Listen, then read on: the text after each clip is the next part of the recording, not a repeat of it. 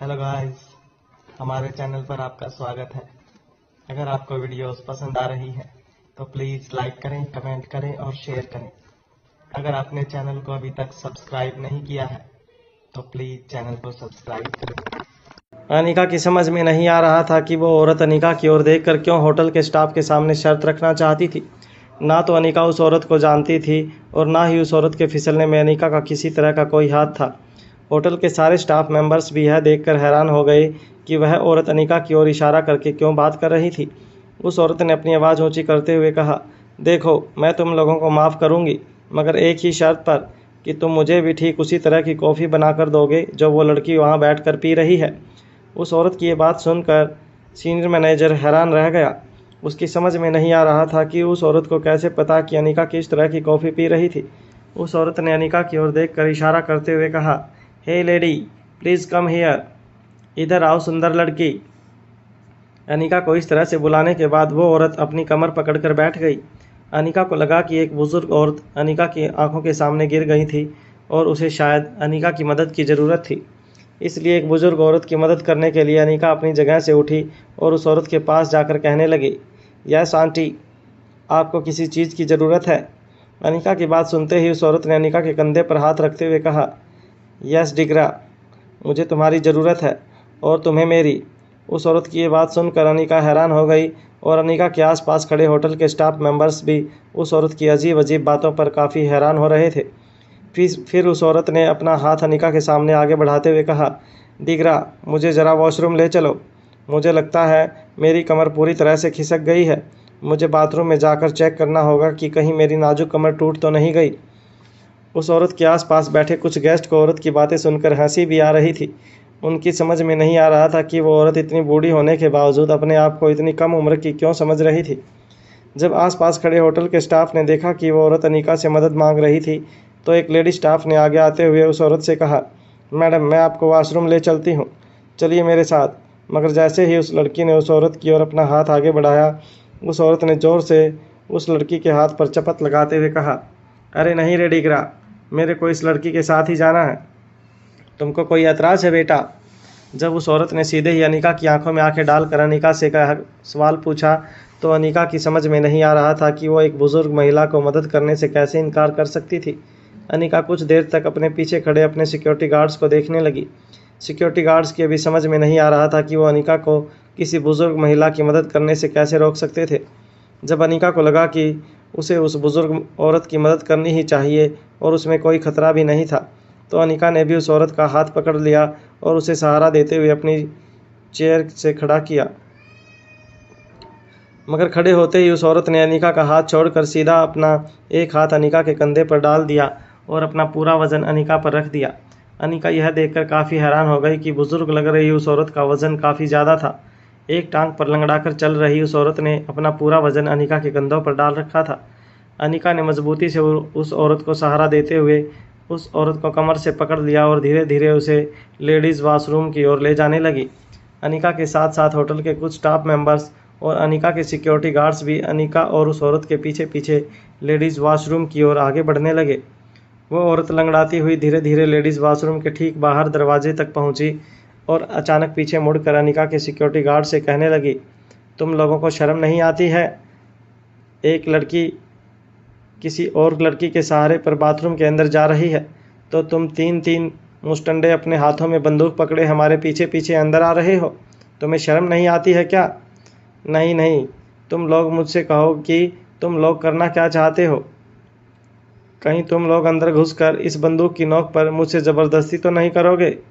उस बूढ़ी औरत की ऐसी बातें सुनकर तीनों के तीनों सिक्योरिटी गार्ड्स हड़बड़ाकर अपने कदम पीछे लेने लगे। उनकी समझ में नहीं आ रहा था कि उस बुज़ुर्ग महिला की ऐसी बातों का वो क्या जवाब दें।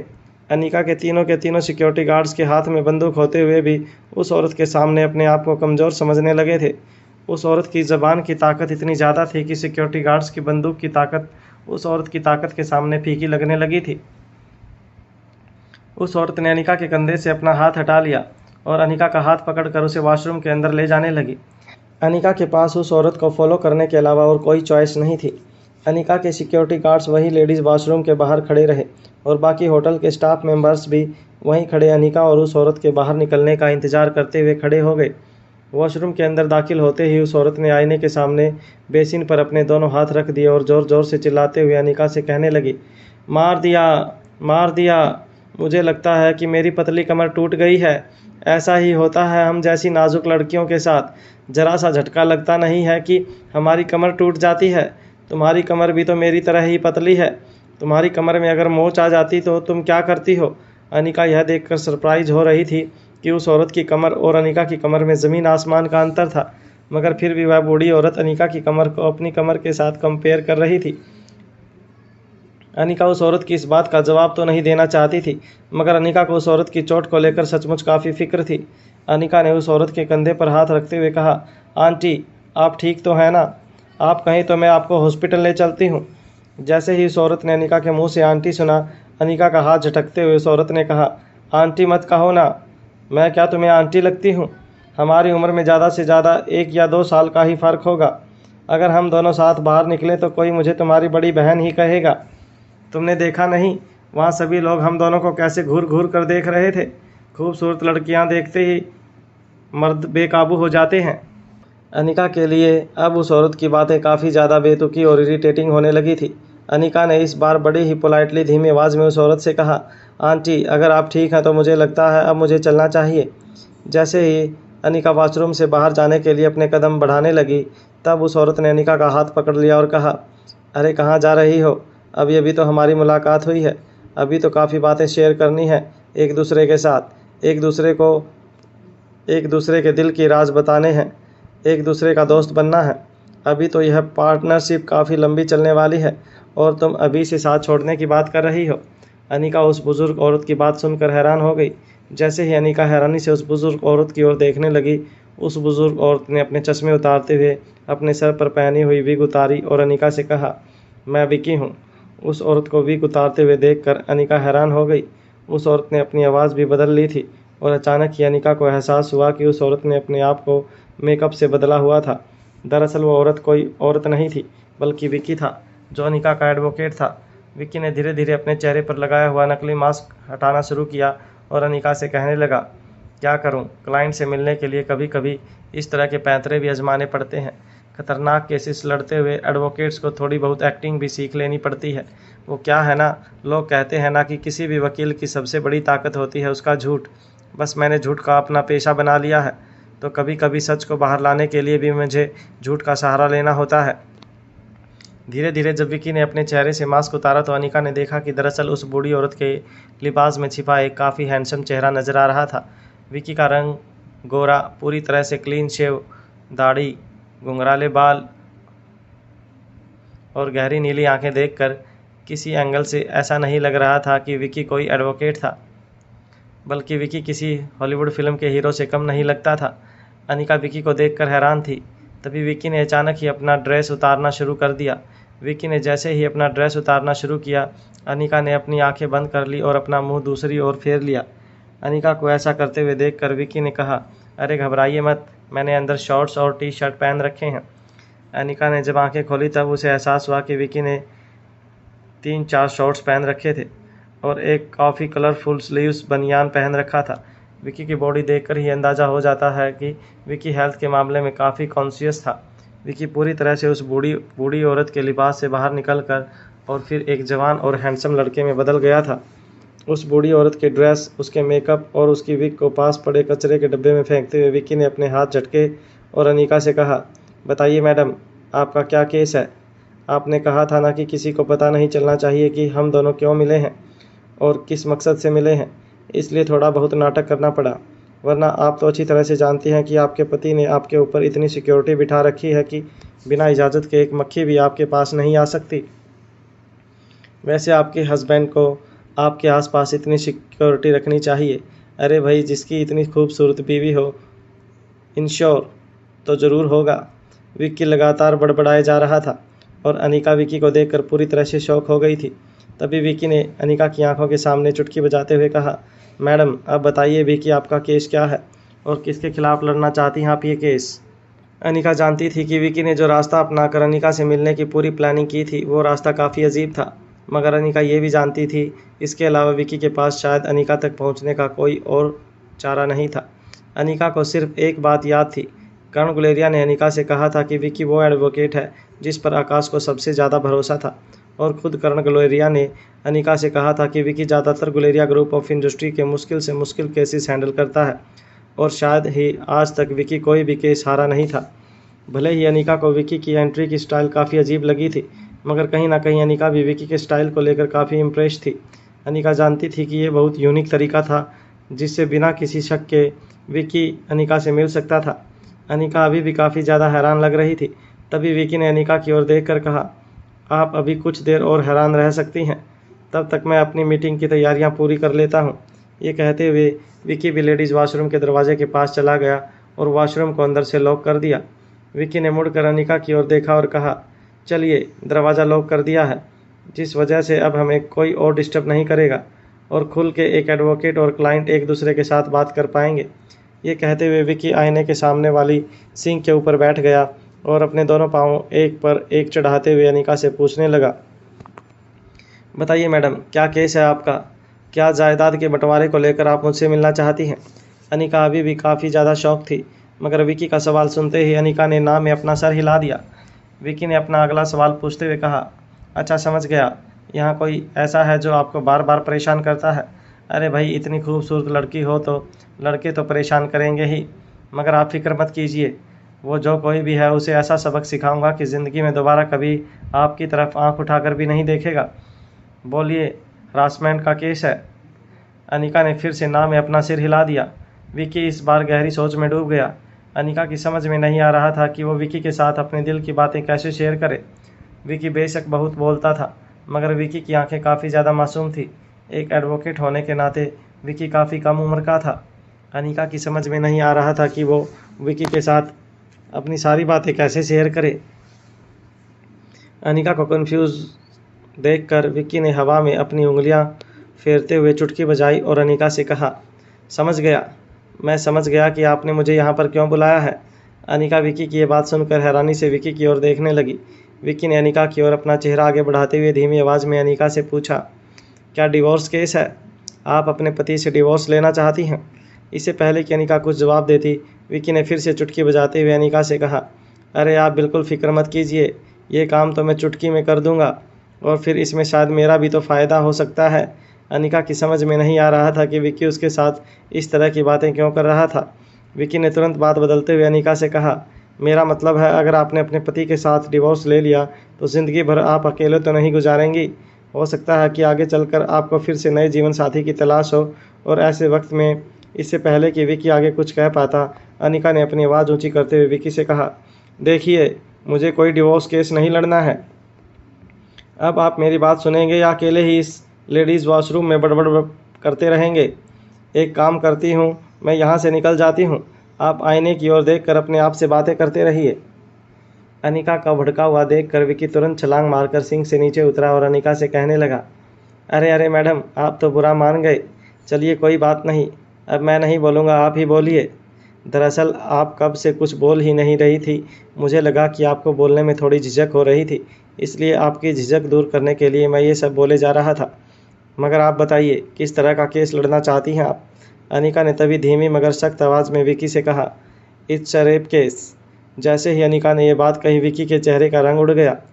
विकी का मुंह खुला का खुला रह गया। विकी ने अटकती हुई हड़बड़ाती हुई आवाज़ में अनिका से पूछा, रेप केस? ये आप क्या कह रही हैं? अनिका ने धीमी आवाज़ में बात आगे बढ़ाते हुए कहा, यहाँ कुछ ही दूर लकड़ी बाज़ार में एक बूढ़ी औरत और उसकी बेटी रहा करती थी। अभी कुछ दिनों पहले दोनों की मौत हो गई, मगर मुझे शक है कि मौत से पहले बेटी के साथ कुछ गलत हुआ था। पुलिस ने छानबीन की है और मुझे पक्का यकीन है कि पुलिस ने छानबीन में जो भी बातें रिपोर्ट में लिखी हैं वो सारी बातें गलत हैं। वो बूढ़ी औरत और वो लड़की तो अब इस दुनिया में नहीं रहे, मगर मैं चाहती हूँ कि उन्हें इंसाफ मिले। विकी ने जब देखा कि मामला काफ़ी ज़्यादा सीरियस है तो विकी के चेहरे से मुस्कुराहट पूरी तरह से गायब हो गई। अनिका ने जो बात कही थी और अनिका के चेहरे के एक्सप्रेशन देखकर विकी समझ गया था कि आखिर अनिका ने इतनी सीक्रेटली अपने पापा से कहकर एक वकील से मदद क्यों मांगी थी। विकी अब ये समझ गया था कि अब अनिका के साथ मजाक नहीं किया जा सकता था, इसलिए विकी बड़े ही अदब से अनिका के पास आकर पूछने लगा, बताइए क्या हुआ है और केस के बारे में सारी डिटेल्स मुझे बताइए। मैं पूरी कोशिश करूंगा कि मरने वाली माँ बेटी को इंसाफ मिले। जब अनिका ने देखा कि विकी सीरियस हो चुका था तो अनिका ने विकी से कहा, अभी कुछ ही दिन पहले की बात थी।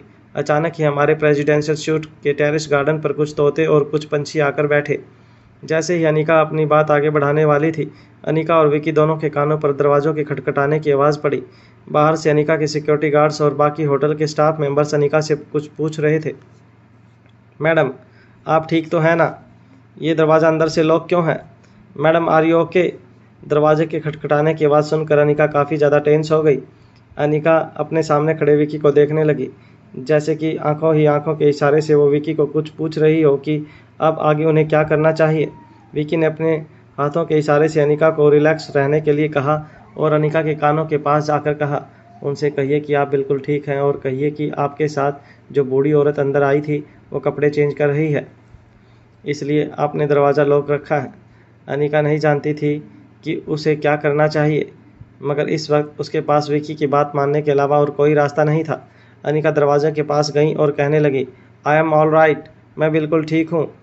मगर जैसे ही अनिका ने यह बात कही, अनिका के सिक्योरिटी गार्ड की बाहर से आवाज़ आई, मैडम मुझे लगता है अब आपको बाहर आ जाना चाहिए। इतनी देर तक आपका किसी अनजान शख्स के साथ रहना ठीक नहीं है। प्लीज़ आप बाहर आ जाइए मैडम। माफ़ कीजिएगा, हम हमारी ड्यूटी पर हैं और हमारे चीफ का हुक्म है कि आपको हम अपनी नज़रों के सामने से हटने ना दें। प्लीज़ मैडम आप बाहर आ जाइए। उनकी मदद करने होटल के स्टाफ की लड़कियां अंदर चली जाएंगी। ये कहते हुए अनिका के सिक्योरिटी गार्ड ज़ोर ज़ोर से दरवाज़ा खटखटाने लगे। विक्की और अनिका समझ चुके थे कि सिक्योरिटी गार्ड्स अब इतनी आसानी से मानने वाले नहीं थे।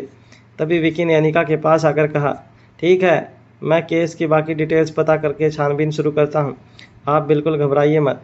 बस किसी तरह हर रोज़ सुबह 10:30 बजे आप मुझे कैफेटेरिया में मिलने आ जाइएगा। मैं आपको केस की डिटेल्स बताता रहूँगा और मुझे जो भी सवाल होंगे मैं वो आपसे पूछकर अपने डाउट्स क्लियर करता रहूँगा। मेक श्योर कि आप रोज़ सुबह 10:30 बजे कैफेटेरिया में पहुँच जाएं। अनिका ने विकी की बात सुनकर विकी की बात पे हाँ मिला दी, मगर फिर विकी से पूछा, मगर आप अब यहाँ से बाहर कैसे जाएंगे? अनिका की बात सुनते ही विकी के चेहरे पर फिर से मुस्कुराहट आ गई।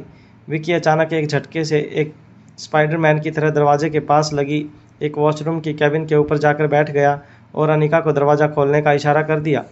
अनिका ने विकी का इशारा मिलते ही दरवाजे का लैस खोला और जैसे ही अनिका ने दरवाज़ा खोला, कुछ होटल की लेडीज सिक्योरिटी स्टाफ मेंबर्स दौड़कर अंदर आई। अंदर आते ही उन्होंने देखा कि अनिका के अलावा वॉशरूम में और कोई नहीं था। वो हैरान होकर अनिका की ओर देखने लगी और उनमें से एक सिक्योरिटी गार्ड ने अनिका से पूछा, मैडम वो बूढ़ी औरत कहाँ गई जो आपके साथ अंदर आई थी?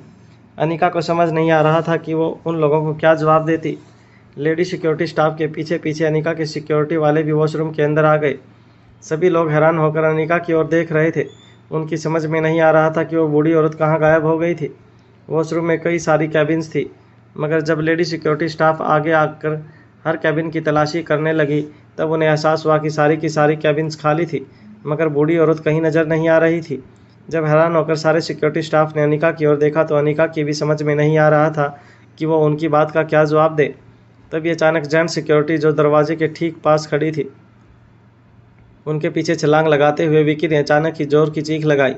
इससे पहले कि सिक्योरिटी वाले कुछ समझ पाते और मुड़कर विकी को पकड़ पाते, विकी ने उल्टा एक सिक्योरिटी वाले को पकड़ कर कहा, अरे क्या कर रहे हो तुम लोग?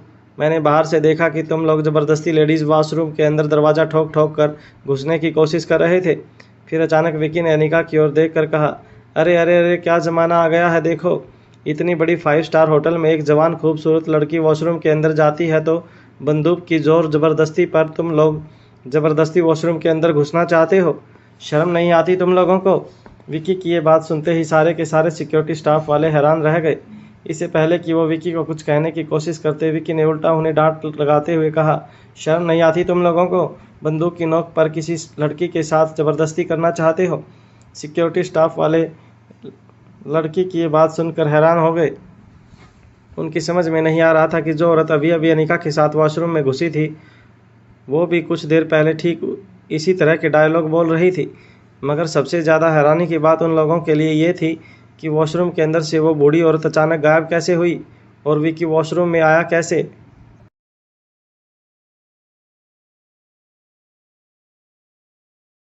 हमारे YouTube चैनल पर आपका स्वागत है। अगर आपको वीडियोस पसंद आ रही है तो प्लीज़ लाइक करें, कमेंट करें और शेयर करें। अगर आपने चैनल को अभी तक सब्सक्राइब नहीं किया है तो प्लीज़ चैनल को सब्सक्राइब करें। सारे सिक्योरिटी स्टाफ वाले हैरान होकर विकी को देख रहे थे। विकी ने जब सबके चेहरे की हैरानी पढ़ते हुए उनसे कहा, क्या हुआ, ऐसे घूर घूर कर क्यों देख रहे हो तुम लोग? तभी एक सिक्योरिटी स्टाफ ने हड़बड़ाती हुई आवाज़ में विकी से पूछा, आप अंदर कैसे आए सर? विकी ने इशारा करते हुए, अंदर कैसे आए मतलब जैसे आप लोग अंदर आए? बाहर से अंदर आया, ये देखिए इस तरह। ये कहने के बाद विकी दरवाजे के बाहर गया और फिर से दरवाजे के अंदर चल कर आया और कहने लगा, बिल्कुल इसी तरह मैंने देखा कि आप लोग ज़बरदस्ती अंदर घुसने की कोशिश कर रहे थे। फिर आप लोगों ने अचानक शायद दरवाज़ा तोड़ दिया और फिर अंदर घुस आए, इसलिए आपका पीछा करते मैं भी अंदर घुस आया। अंदर आकर देखा तो एक जवान खूबसूरत लड़की यहाँ पर खड़ी है और आप लोग बंदूक की नोक पर पता नहीं क्या करना चाहते हैं। सारे के सारे सिक्योरिटी स्टाफ वाले अपनी बंदूक पीछे हटाकर कहने लगे, अरे ओ ये हमारी मैडम है, हम उनके सिक्योरिटी गार्ड्स हैं, ये कैसी बातें कर रहे हैं आप? विकी ने ये बात सुनते ही उस सिक्योरिटी गार्ड के कंधे पर ज़ोर से चपत लगाते हुए कहा, कैसी बातें कर रहे हैं? अरे तुम जो कर रहे हो उसे उसमें शर्म नहीं आती? अरे सिक्योरिटी काहे की सिक्योरिटी देने के लिए तुम्हें यही जगह मिली थी, शर्म नहीं आती? अगर तुम मैडम के बॉडीगार्ड हो तो बॉडी को ज़रा दूर से गार्ड किया करो, वरना ऐसा मुकदमा चला दूंगा कि तुम्हारे साथ साथ तुम्हारी पूरी की पूरी बॉडीगार्ड एजेंसी का लाइसेंस कैंसिल हो जाएगा। उन बॉडीगार्ड के समझ में नहीं आ रहा था कि वो विकी की बातों का क्या जवाब दें।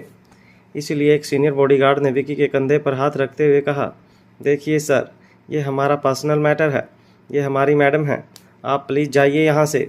जैसे ही विकी ने उस बॉडीगार्ड की बात सुनी, विकी ने उसके कंधे पर हाथ रखते हुए कहा, ठीक है, जाता हूँ मैं, मगर अगर किसी लड़की के साथ ऐसी वैसी हरकत हुई ना तो याद रखना, ऐसी सज़ा दिलवाऊंगा कि सालों बाद जब जेल से निकलोगे तो खुद की शक्ल आईने में पहचान नहीं पाओगे। विकी सभी लोगों को ये धमकी देते हुए वॉशरूम से बाहर निकल गया। अभी भी सारे के सारे सिक्योरिटी वाले हैरान थे कि वो बूढ़ी औरत अचानक कैसे गायब हो गई। मगर इससे पहले कि सभी लोग मुड़कर अनिका की ओर देखें और अनिका से सवाल पूछें, अनिका अपना सर झुकाकर वॉशरूम के बाहर निकल गई। जैसे ही अनिका वॉशरूम से बाहर निकलकर होटल के कॉरिडोर की ओर आगे बढ़ने लगी, एक जूनियर अटेंडेंट अनिका के पास आई और पूछने लगी, मैडम, वो बूढ़ी औरत कहाँ गई जो आपके साथ वॉशरूम में गई थी? अनिका के समझ में नहीं आ रहा था कि वो क्या जवाब दे, मगर अनिका के ठीक सामने कैफेटेरिया के कांच के दरवाजे के पीछे खड़ा विकी अनिका को कुछ समझाने की कोशिश कर रहा था। विकी जिस तरह से इशारा कर रहा था, अनिका समझ गई थी कि विकी उसे ये कहने के लिए कह रहा था कि वो बूढ़ी औरत जब विकी और बाकी लोगों के बीच झगड़ा हो रहा था तभी बाहर निकल गई। अनिका ने विकी का इशारा समझते हुए अपनी बगल में खड़ी लड़कियों से कहा, अरे जिस वक्त वो लड़का आया था वॉशरूम के अंदर और मेरी सिक्योरिटी गार्ड्स के साथ उसकी बातचीत चल रही थी, तभी तो वो पीछे से निकल गई। दरअसल तुम लोग जब दरवाज़ा खोल कर आए तब वो दरवाजे के पास ही खड़ी थी और दरवाज़ा खुलते ही वो चुपके से निकल गई, इसलिए शायद तुम लोगों की नज़र उस औरत पर नहीं पड़ी। अनिका की बात होटल की सिक्योरिटी के स्टाफ के साथ साथ अनिका के सिक्योरिटी गार्ड्स ने भी सुन ली थी। सिक्योरिटी गार्ड्स बार बार याद करने की कोशिश कर रहे थे कि क्या उन्होंने किसी औरत को बाहर निकलते हुए देखा था, मगर वो काफ़ी ज़्यादा कंफ्यूज नज़र आ रहे थे। न तो उन्होंने उस बूढ़ी औरत को बाहर जाते हुए देखा था और न ही उन्हें ये पता चल पा रहा था कि किस तरह से वो लड़का अचानक वॉशरूम के अंदर दाखिल हो गया। अनिका के तीनों सिक्योरिटी गार्ड्स ने समझा कि शायद हो सकता था कि सब कुछ समझने में उनकी कोई चूक हो रही थी, इसलिए इस बात पर ज़्यादा ध्यान नहीं दिया और एक सिक्योरिटी ऑफिसर ने अनिका के पास आते हुए कहा, मैडम, मुझे लगता है अब हमें ऊपर चलना चाहिए, सर कुछ ही देर में आ जाएंगे। अनिका जानती थी कि उसे कॉफ़ी शॉप में आए काफ़ी देर हो चुकी थी और अब अगर अनिका ज़्यादा देर तक कॉफ़ी शॉप में रुकी तो हो सकता था कि अनिका के सिक्योरिटी स्टाफ वालों को शक हो जाए, इसलिए अपने सिक्योरिटी ऑफिसर की बात मानते हुए अनिका ने हाँ में अपना सर हिला दिया। मगर अनिका की नज़रें कॉफ़ी शॉप के कांच के दरवाजे के उस तरफ खड़े विकी पर जमी हुई थी। विकी बार बार अनिका को इशारा करते हुए समझाने की कोशिश कर रहा था कि वो कल अनिका को ठीक इसी जगह पर सुबह 10:30 बजे मिलेगा। अनिका भी विकी की ओर देखकर हामी भरने लगी। अनिका जब अपनी सिक्योरिटी स्टाफ के साथ लिफ्ट की ओर जाने लगी तब अनिका ने देखा कि ठीक अनिका के सामने रोहित खड़ा था। अनिका ने जैसे ही रोहित को देखा, अनिका चौंक गई। अनिका को इस तरह से रिएक्ट करता हुआ देखकर रोहित ने पूछा, क्या हुआ अनिका, तुम चौंक क्यों गई? अनिका ने बस न में अपना सर हिलाते हुए रोहित से कहा, तुम यहाँ?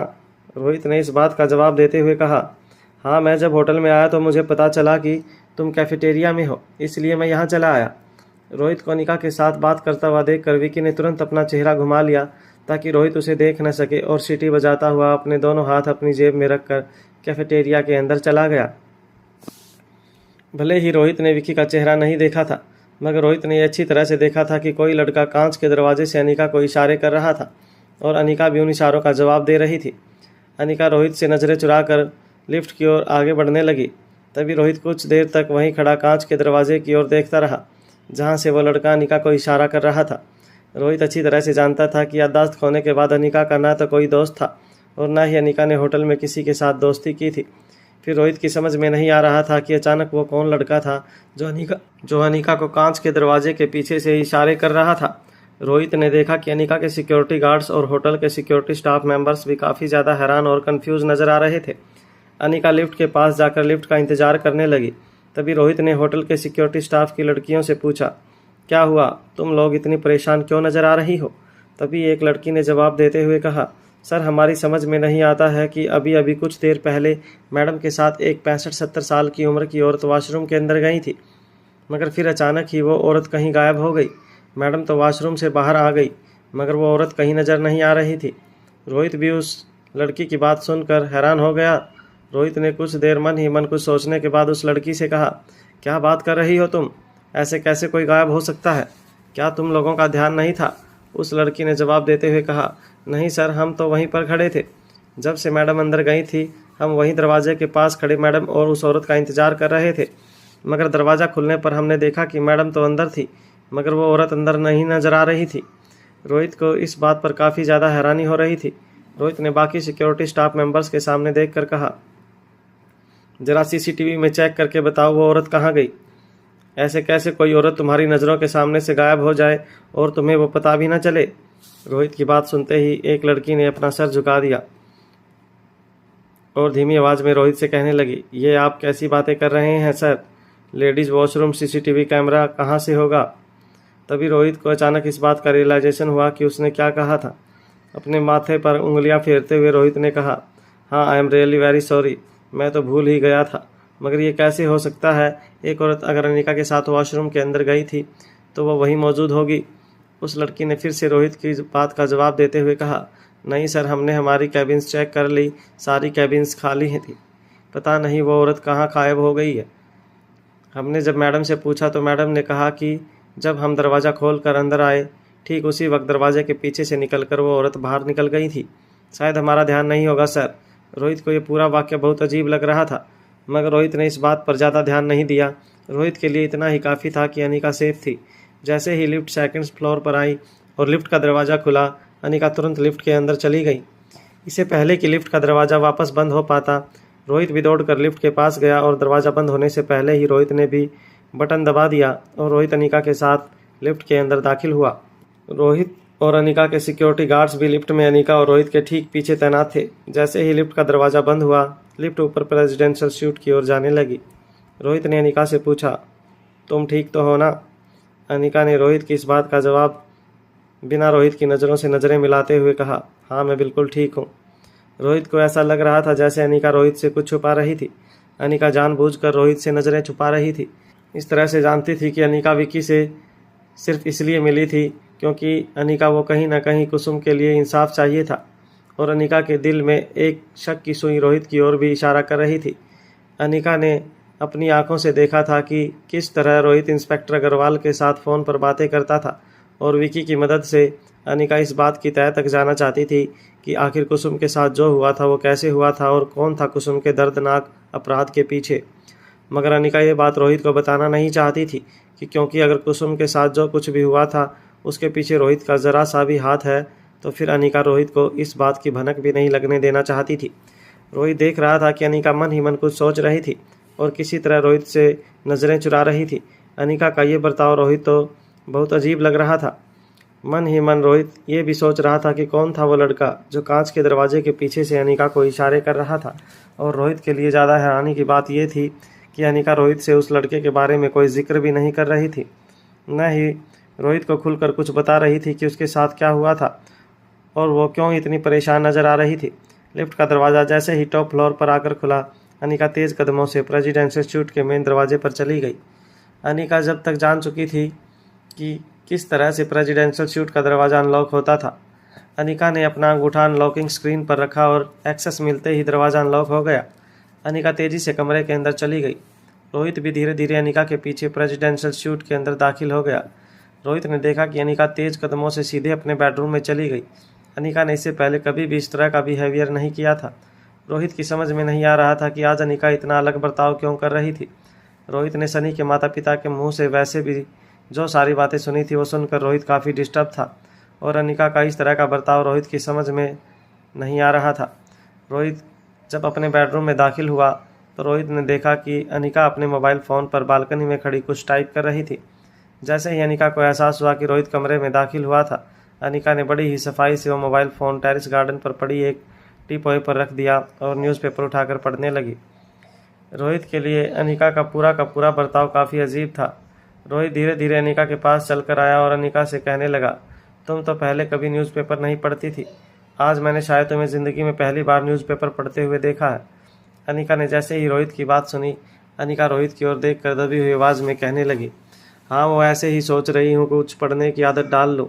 सारा दिन ये सोच सोच कर परेशान होती हूँ कब मेरी ज़िंदगी वापस बाकी लोगों की तरह नॉर्मल हो जाएगी। जब तक ऐसा नहीं होता तब तक वक्त गुजारने के लिए कुछ न कुछ तो करना होगा। अनिका की ये बात सुनकर रोहित के चेहरे पर हल्की सी मुस्कान आ गई। रोहित अनिका के ठीक सामने बैठ गया और अनिका के सामने पड़ा अनिका का मोबाइल फ़ोन अपने हाथ में उठाकर अनिका से पूछने लगा, कौन था वो लड़का। जैसे ही रोहित ने अनिका से सवाल पूछा कि कौन था वो लड़का, अनिका के चेहरे का रंग उड़ गया। अनिका ने बड़ी ही तेज़ी से एक झटके से रोहित के हाथों से अपना मोबाइल फ़ोन छीन लिया और मोबाइल फ़ोन साइड में रखते हुए रोहित से कहा, कौन लड़का, किसकी बात कर रहे हो तुम। अनिका अब तक ये बात नहीं जानती थी कि रोहित ने अनिका और विकी को एक दूसरे के साथ इशारों से बात करते हुए देख लिया था। मगर जब रोहित ने अनिका से ये सवाल पूछा कि वो लड़का कौन था, तब अनिका को अंदाज़ा आ गया था कि शायद कहीं ना कहीं रोहित ने विकी और अनिका के बीच चल रहे इशारों को देख लिया था। अनिका ने बात बनाते हुए कहा, किसकी बात कर रहे हो तुम। रोहित अनिका के चेहरे के एक्सप्रेशन देखकर समझ गया था कि अनिका ज़रूर उससे कुछ छुपा रही थी। रोहित ने कभी भी अनिका पर किसी बात के लिए शक नहीं किया था। आज हॉस्पिटल में जब सनी के माँ बाप ने रोहित और अनिका के बिगड़ते हुए रिश्तों के बारे में बात की थी, तब भी रोहित के मन में अनिका को लेकर कभी कोई शक पैदा नहीं हुआ था। मगर रोहित की समझ में नहीं आ रहा था कि अनिका उससे बातें क्यों छुपा रही थी। रोहित ने अपनी आंखों से देखा था कि नीचे कैफेटेरिया के बाहर अनिका किसी लड़के के साथ इशारों में बात कर रही थी। मगर रोहित से बात छुपाने का मतलब क्या हो सकता था, ये बातें रोहित भी नहीं जानता था। रोहित को अपने प्यार अनिका पर पूरा भरोसा था, पूरा विश्वास था। इसलिए रोहित ने इस बात को ज़्यादा ना खींचते हुए यही बेहतर समझा कि वक्त आने पर अनिका रोहित को सब कुछ सच सच बता देगी। रोहित ने बात बदलते हुए अनिका से कहा, वैसे सनी की कंडीशन अभी भी वैसी ही है जैसी पहले थी, वो कोमा में है। काश कि तुम्हारी याददाश्त गई ना होती तो आज शायद तुम सनी का इलाज कर पाती और सनी जल्द से जल्द अपने पैरों पर खड़ा हो पाता। जब अनिका ने रोहित की ये बात सुनी तब अनिका को भी सनी के लिए काफ़ी सॉरी फील होने लगा था।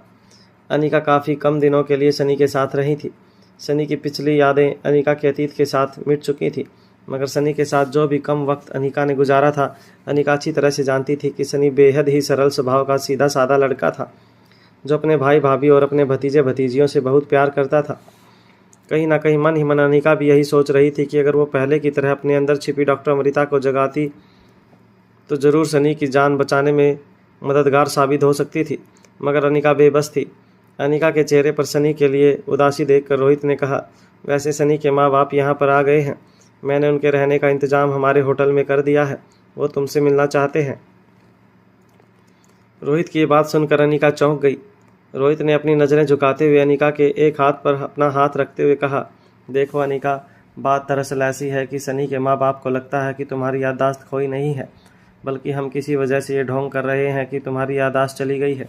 उन्हें लगता है कि तुम डॉक्टर अमृता बनकर अभी भी सनी का इलाज कर सकती हो और उनका बेटा फिर से अपने पैरों पर खड़ा हो सकता है, और अपनी तसल्ली के लिए वो एक बार तुमसे मिलना चाहते हैं। अनिका रोहित की बात सुनकर काफ़ी हैरान हो गई। हैरानी से देख रही अनिका को रोहित ने कहा, देखो अनिका, हो सकता है कि जब सनी के माँ बाप तुमसे मिलें तो तुमसे कुछ ऐसी बातें करें जो तुम्हें बहुत बुरी लग सकती हैं। मगर तुम प्लीज़ उनकी बातों पर ध्यान मत देना, उनकी बातों का बुरा मत मानना। इस वक्त वो जिस इमोशनल ट्रॉमा से गुजर रहे हैं उसमें इंसान का इस तरह की बातें करना बहुत आम है। सनी की कंडीशन बहुत नाजुक है और उसके माँ बाप सनी की कंडीशन को लेकर काफ़ी ज़्यादा परेशान हैं। अगर वो तुमसे मिलने के बाद कोई बात ऐसी कहें जो तुम्हें सुनने में काफ़ी कड़वी लगे तो प्लीज़ बुरा मत मानना। अनिका नहीं जानती थी कि सनी के माँ बाप अनिका से क्या कहने वाले थे, मगर अनिका खुद भी सनी के माँ बाप को समझाना चाहती थी कि वो कितनी मजबूर थी कि चाहते हुए भी वो सनी का इलाज नहीं कर पा रही थी। रोहित और अनिका अपने बेडरूम की बालकनी में बैठे एक दूसरे के साथ बात कर रहे थे। तभी रोहित के कानों पर रिया की आवाज़ पड़ी। रिया की आवाज़ सुनते ही रोहित और अनिका दोनों अपनी जगह से उठकर बेडरूम के बाहर चले गए। बाहर जाते ही उन्होंने देखा कि रिया अपने दोनों हाथ हवा में लहराते हुए प्रेसिडेंशियल सूट के लिविंग एरिया में एक सोफ़ा से दूसरे सोफ़ा पर उछल कूद कर रही थी। इट्स मिराकल, मम्मा की याददाश्त वापस आ जाएगी। अगर ये हो सकता है तो वो भी हो सकता है। अलेक्जेंडर और आर्यन रिया को संभालते हुए इशारे में ही कह रहे थे कि रिया को ये सारी बातें नहीं करनी चाहिए। रिया काफ़ी ज़्यादा एक्साइटेड हो गई थी। बेडरूम में अलेक्जेंडर और आर्यन ने रिया को वो सारी बातें बताई थी जो पिछली रात हुई थी। जब रिया को यकीन हो गया कि वो अपनी ज़िंदगी का एक दिन पूरी तरह से भूल गई थी तो उसे काफ़ी ज़्यादा एक्साइटमेंट होने लगी थी। जब अलेक्जेंडर और आर्यन ने रिया को पूरी बात बताई थी तब दोनों भाइयों को ऐसा लग रहा था जैसे कि उनकी बहन पूरी बात सुनने के बाद काफ़ी ज़्यादा शॉक हो जाएगी, मगर उसका पूरा उल्टा ही हुआ। रिया ने जब दोनों भाइयों की पूरी बात सुनी और उसे इस बात का एहसास हो गया कि सचमुच वो अपनी एक दिन की याददाश्त खो बैठी थी, तो रिया इतनी ज़्यादा एक्साइटेड हो गई कि वो अचानक ही झूमने लगी। रिया अपने बेडरूम से बाहर निकल कर लिविंग रूम में ज़ोर ज़ोर से चिल्लाते हुए एक सोफ़ा से दूसरे सोफ़ा पर कूदने लगी। रोहित और अनिका ने जब अपनी बेटी को इस तरह से खुश होते देखा तो दोनों के चेहरे पर हल्की हल्की मुस्कान आ गई। रोहित के मन में भी अभी भी अलेक्जेंडर और आर्यन के लिए काफ़ी गुस्सा था, मगर अपनी बेटी के लिए रोहित के मन में इतना प्यार था कि बीती रात बच्चों ने जो किया था उसमें रोहित को रिया की कोई गलती नज़र नहीं आ रही थी। वहाँ अलेक्जेंडर और आर्यन अपनी बहन को कंट्रोल करने की कोशिश कर रहे थे। वो जानते थे कि अगर रिया ने कोई ऐसी बात रोहित के सामने कह दी जिसकी वजह से रोहित को जरा सा भी शक हो सकता था तो बच्चों ने जो बूढ़े बाबा से वादा किया था वो टूट सकता था, और अगर वादा टूट गया तो बूढ़े बाबा अनिका की याददाश्त वापस लाने में उनकी कोई मदद नहीं करेंगे। अलेक्जेंडर और आर्यन दोनों ही इशारों से रिया को समझाने की कोशिश करने लगे कि उसे अपना एक्साइटमेंट कंट्रोल करना चाहिए और रोहित के सामने कोई ऐसी बात नहीं करनी चाहिए जिससे रोहित को किसी बात का शक हो। मगर अपने पापा के गले लगते हुए रिया ने कहा, पापा, क्या आप जानते हैं इस दुनिया में एक बहुत बड़ा आविष्कार होने वाला है जिससे हम सबकी ज़िंदगी बदल जाएगी। रोहित की समझ में नहीं आ रहा था कि अचानक रिया को क्या हो गया था, वो इस तरह की बातें क्यों कर रही थी। रिया बहुत ज़्यादा खुश नज़र आ रही थी। रोहित ने बड़े ही प्यार से रिया के माथे पर हाथ फेरते हुए कहा, और मुझे यकीन है कि मेरे तीनों बच्चे ही वो आविष्कार करेंगे और दुनिया को रहने के लिए एक बेहतर जगह बनाएंगे। मगर क्या हुआ, आज तुम इतनी खुश क्यों हो? क्या फिर से कोई गेम की चैंपियनशिप जीत गई? रोहित की बात सुनते ही रिया ने अपने दोनों हाथ हवा में लहराते हुए कहा, अगर चैंपियनशिप कल जीती भी हूँ तो मुझे याद नहीं। रिया की ये बात सुनते ही अलेक्जेंडर और आर्यन दोनों हैरानी से एक दूसरे को देखने लगे। रोहित ने फिर से रिया के माथे पर हाथ फेरते हुए कहा, मैं अच्छी तरह से समझ पा रहा हूँ तुम क्या कह रही हो। रोज़ रोज़ इतनी चैंपियनशिप जीतती हो कि अब तुम्हें याद भी नहीं रहता कि कौन सी चैंपियनशिप कब जीती थी। अलेक्जेंडर और आर्यन के चेहरे पर डर साफ नज़र आ रहा था कि रिया अपनी एक्साइटमेंट में कोई ऐसी बात ना कह दे जिससे तीनों बच्चों को चोरी पकड़ी जाए। रिया बस उछल उछल कर एक ही बात कही जा रही थी, पापा, कमाल की बात है ना, कल जो कुछ भी हुआ वो अगर किसी इंसान को याद ही ना रहे तो इस दुनिया में कितना बड़ा बदलाव आ सकता है। जैसे रिया ने यह बात कही अलेक्जेंडर और आर्यन के हाथ पांव कांपने लगे तो रोहित भी चौंक कर दोनों भाइयों की ओर देखने लगा। रोहित की समझ में नहीं आ रहा था कि रिया इस तरह की बातें क्यों कर रही थी। तभी रोहित के दिमाग में एक बात बिजली की तरह चमकी।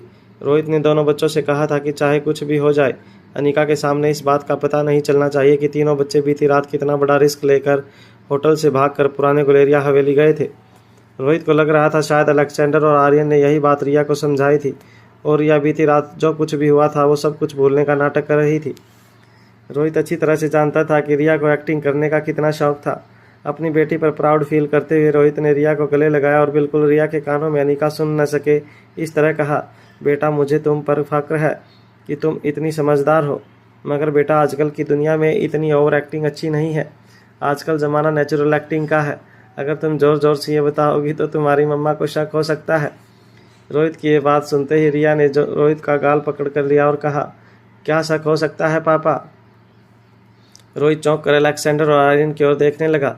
जब रिया की ये बात अनिका ने सुनी तो वो रोहित की ओर देखकर पूछने लगी, क्या कह रही है रिया?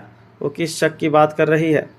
रोहित ने रिया को अपने से दूर करते हुए अटकती हुई आवाज़ में अनिका से कहा, पता नहीं आज हमारी राजकुमारी कुछ ज़्यादा ही खुश है। मेरी भी कुछ समझ में नहीं आ रहा है कि ये क्या कहना चाहती है। तभी फिर से रिया ने अपने दोनों हाथ हवा में लहराते हुए कहा, जरा सोचिए ना पापा, अगर कोई ऐसी दवाई बन जाए जिससे इंसान अपने एक दिन की याददाश्त भूल जाए तो फिर ये दुनिया कितनी बदल सकती है।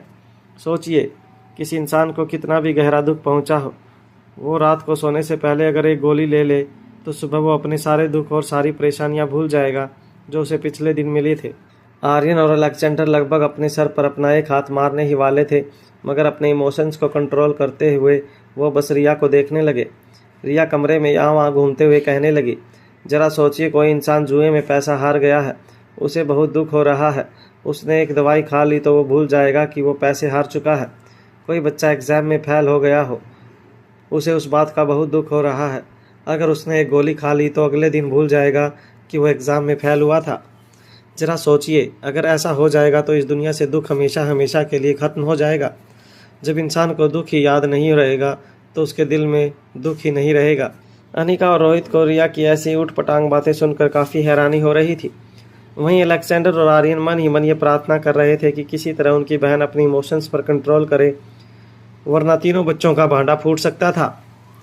रिया इतनी ज़्यादा एक्साइटेड हो गई थी कि वो कभी सोफे पर चढ़ती तो कभी सोफे से उतरते हुए चेयर पर पाँव रखकर डाइनिंग टेबल पर बैठ जाती। ऐसा लग रहा था जैसे रिया कोई चिड़िया बन चुकी थी जिसके पर निकल आए थे और वो आसमानों में उड़ना चाहती थी। आर्यन और अलेक्जेंडर को समझ नहीं आ रहा था कि बूढ़े बाबा ने किस किस्म की टैबलेट रिया को खिला दी थी।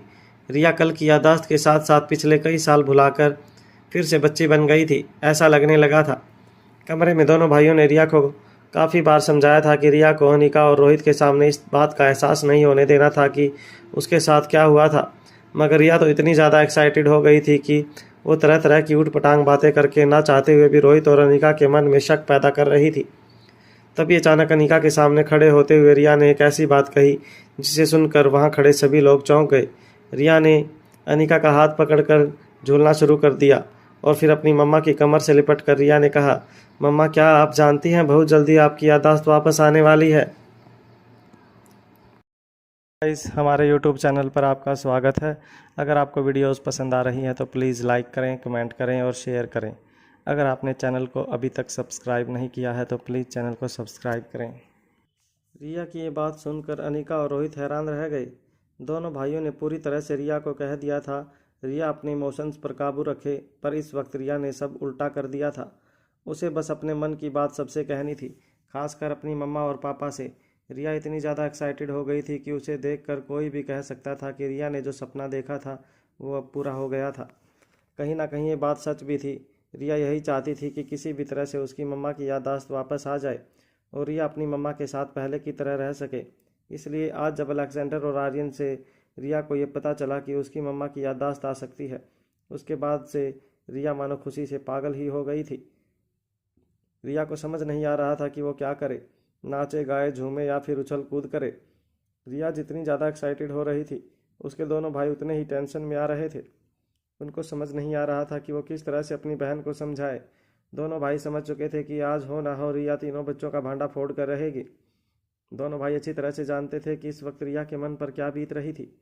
एक पूरा दिन अगर किसी इंसान की ज़िंदगी से गायब हो जाए तो उसे कैसा महसूस हो सकता था, वो दोनों भाई रिया की हालत देखकर समझ रहे थे। मगर उन्हीं के सामने अनिका खड़ी थी जो अपनी पिछली पूरी ज़िंदगी भुला चुकी थी। दोनों भाइयों को अपनी मम्मा पर इस वक्त पहले से भी ज़्यादा तरस आ रहा था। रिया ऐसे इसलिए कर रही थी क्योंकि वो सिर्फ एक दिन की याद भूली थी, मगर उसे अपनी पिछली पूरी ज़िंदगी याद थी। मगर जिस इंसान के दिमाग से उसकी पूरी की पूरी ज़िंदगी ही मिटा दी जाए, उसकी क्या हालत हो सकती थी, ये बात अलेक्जेंडर और आर्यन दोनों अच्छी तरह से समझ पा रहे थे। मगर जब रिया ने सबके सामने ये कहा कि अनिका की याददाश्त बहुत जल्दी आने वाली थी, तब दोनों भाइयों ने अपने हथियार पूरी तरह से डाल दिए। वो जानते थे कि अगर बूढ़े बाबा रिया की एक दिन की याददाश्त गायब कर सकते थे तो ज़रूर उनके पास कोई ऐसी तरकीब भी होनी चाहिए जिससे वह इंसान की पिछली ज़िंदगी की याददाश्त वापस ला सकते थे। और अनिका की ज़िंदगी को अपने अतीत के साथ जोड़ने का सिर्फ यही मौका उन्हें नजर आ रहा था। अलेक्जेंडर और आर्यन भी जानते थे कि रोहित ने कई बड़े बड़े डॉक्टरों को अनिका की रिपोर्ट दिखाई थी, मगर सारे के सारे बड़े डॉक्टर्स और न्यूरोसर्जन ने सिर्फ यही कहा था कि अनिका का केस उनकी समझ के बाहर था। अनिका का इलाज अगर कोई कर सकता था तो वो थी खुद, यानी कि डॉक्टर अमृता। वहीं रिया की बात सुनकर रोहित ने रिया को अपने पास बुलाते हुए कहा, रिया ये क्या कह रही हो तुम? तुम्हें कैसे पता चला कि मम्मा की याददाश्त जल्दी वापस आने वाली है? रिया अपने एक्साइटमेंट में रोहित से कुछ कहने ही वाली थी, तभी अलेक्जेंडर और आर्यन दोनों एक साथ जोर जोर से खांसने लगे। अलेक्जेंडर और आर्यन दोनों का एक साथ खांसते हुए देखकर रोहित चौंक गया। अनिका ने जल्दी से साइड टेबल पर रखा पानी का गिलास लिया और पानी के जार से पानी गिलास में डालते हुए दोनों भाइयों को थोड़ा थोड़ा पानी पिलाया। कुछ देर बाद दोनों ने अपनी खांसी कंट्रोल की। दोनों बड़ी बड़ी आंखों से अपने सामने खड़ी अपनी बहन को देख रहे थे। तभी रिया को रियलाइज़ हुआ कि वो अपनी एक्साइटमेंट में कितनी बड़ी गलती करने जा रही वाली थी। रिया ने अपनी एक्साइटमेंट को कंट्रोल करते हुए गहरी सांस ली। अनिका अलेक्जेंडर और आर्यन दोनों की पीठ सहला रही थी। तभी रोहित ने दोनों भाइयों की ओर शक की नज़र से देखते हुए कहा, तुम दोनों को एक साथ खांसी क्यों आने लगी? इतना कहने के बाद रोहित घूर कर अलेक्जेंडर और आर्यन को देखने लगा। रोहित को लगा कि कुछ तो गड़बड़ है। वहीं अलेक्जेंडर और आर्यन घबरा गए थे। उनके माथे से ठंडा पसीना बहने लगा था।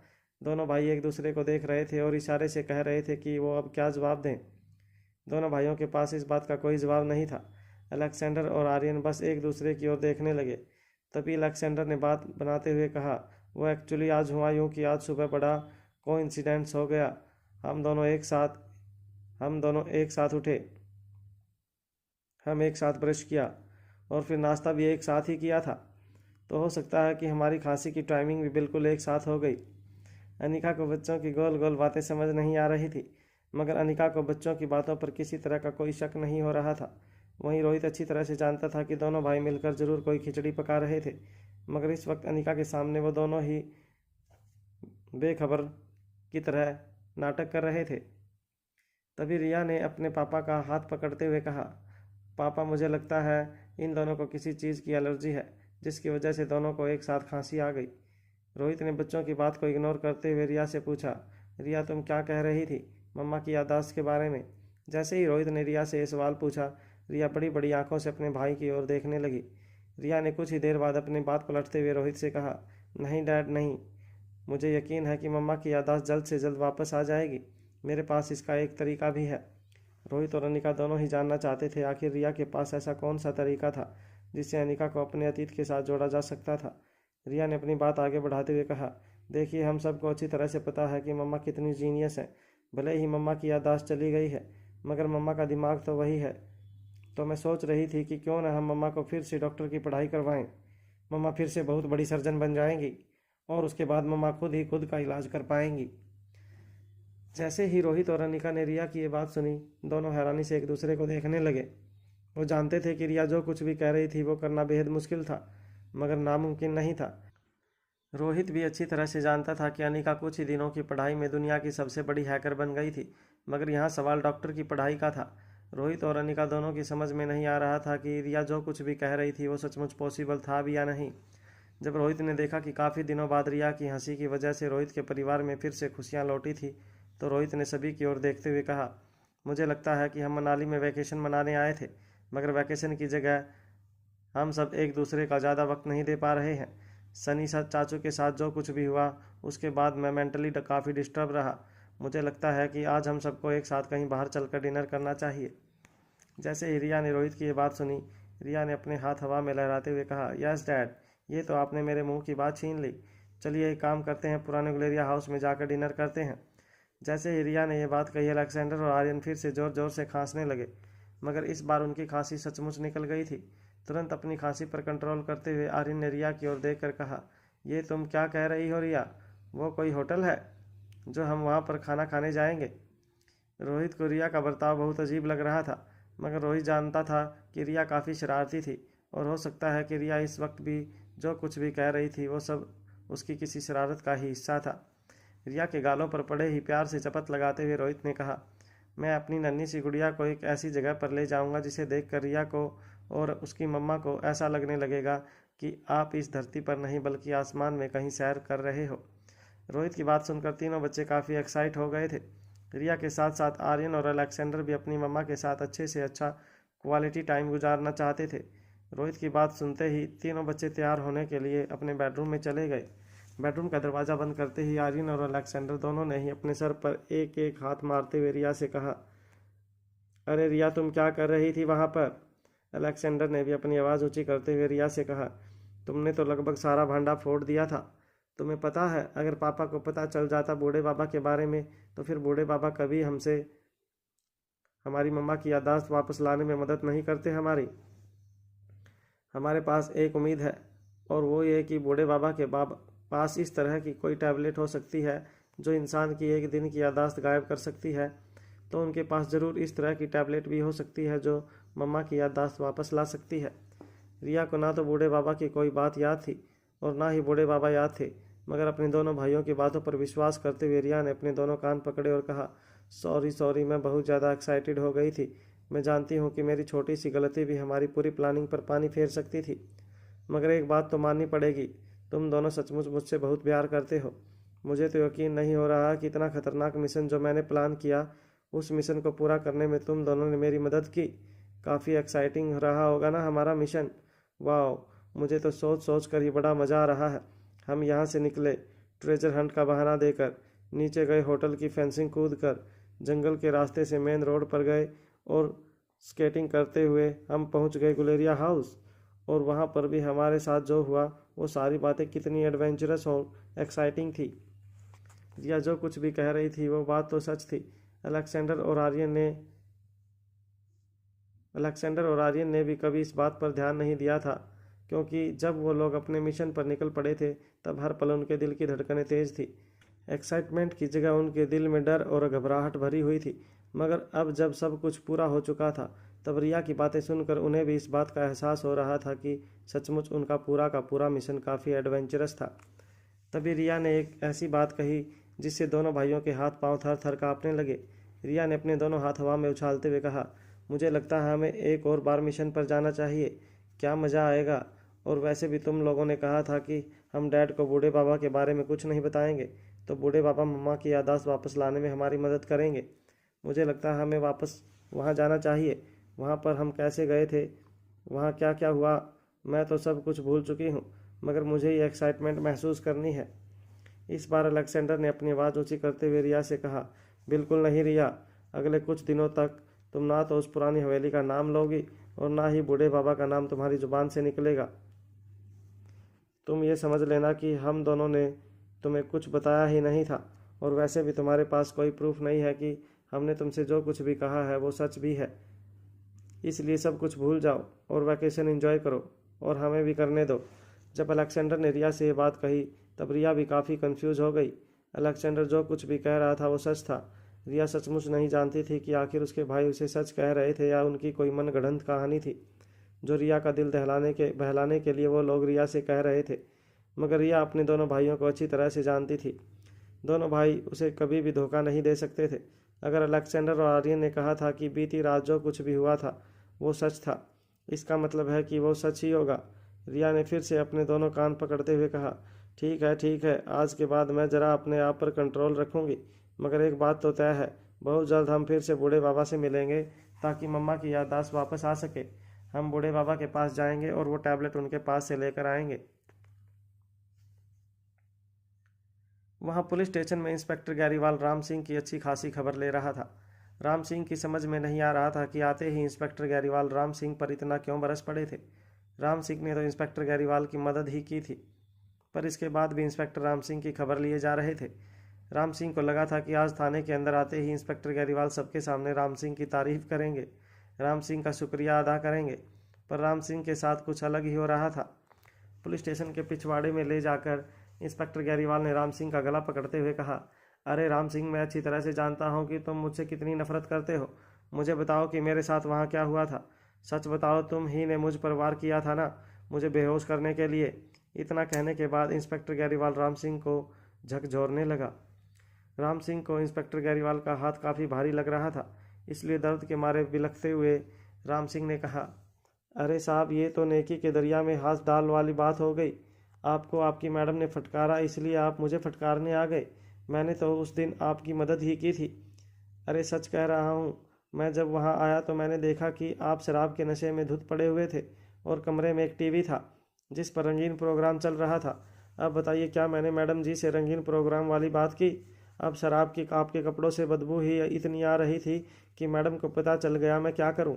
राम सिंह की ऐसी बात सुनकर इंस्पेक्टर गैरीवाल को और भी ज़्यादा गुस्सा आ रहा था। इंस्पेक्टर गैरीवाल जानते थे कि उन्होंने कोई शराब नहीं पी थी और उन्हें पक्का यकीन था कि उस वीरान बंगले में उन पर किसी ने जोरदार हमला किया था, जिसकी वजह से वो बेहोश हो गए थे। इंस्पेक्टर गैरीवाल को राम सिंह की बातें काफ़ी उठपटांग लग रही थी। वहीं राम सिंह को लग रहा था कि इंस्पेक्टर गैरीवाल अपनी बीवी की डांट का सारा बदला राम सिंह से लेना चाहते थे।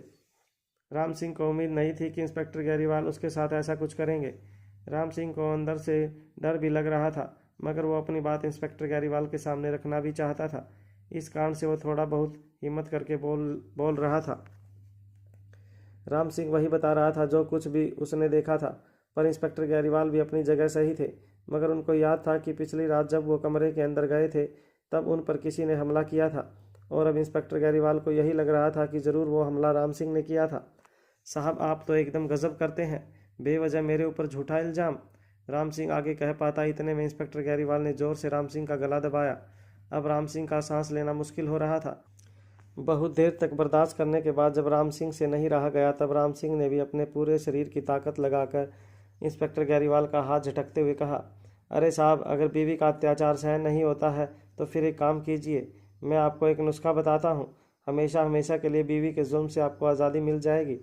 इससे पहले कि इंस्पेक्टर गैरीवाल कुछ कह पाते, राम सिंह ने अपनी बात आगे बढ़ाते हुए कहा, देखिए, अगर आपकी बीवी को ये शक है कि आपका बाहर किसी और के साथ चक्कर चल रहा है और इसलिए दिन रात आपके ऊपर शक करती हैं और बोल बोल के आपका जीना हराम कर देती हैं, तो मेरी एक बात मानिए और सचमुच किसी के साथ चक्कर चला लीजिए। जिस दिन सचमुच का आपका चक्कर चल गया, बीवी खुद ब खुद शांत हो जाएंगी और आपकी कही हुई हर बात मानेंगी। इतना कहने के बाद राम सिंह ने थोड़ी सी सांस ली और फिर कहना शुरू किया, जिस बीवी को ये डर नहीं होता है कि उसका पति कहीं नहीं जाने वाला, वो अपने पति को पूरी तरह से अपने वश में करना अच्छी तरह से जानती है। मगर जैसे ही बीवी को जरा सा शक हो गया कि पति उसे छोड़कर किसी और के पास भी जा सकता है, तो वो खुद ब खुद लाइन पर आ जाती है। अरे पर्सनल अनुभव है मेरा, ये नुस्खा 100% काम करेगा। इससे पहले कि राम सिंह अपनी बात आगे बढ़ा पाता, इंस्पेक्टर गैरीवाल ने अपनी आवाज़ ऊंची करते हुए कहा, राम सिंह, बकवास बंद करो और अपनी ये फालतू सलाह अपने पास रखो। मुझे तुम्हारी सलाह की ज़रूरत नहीं है, इतना याद रखना।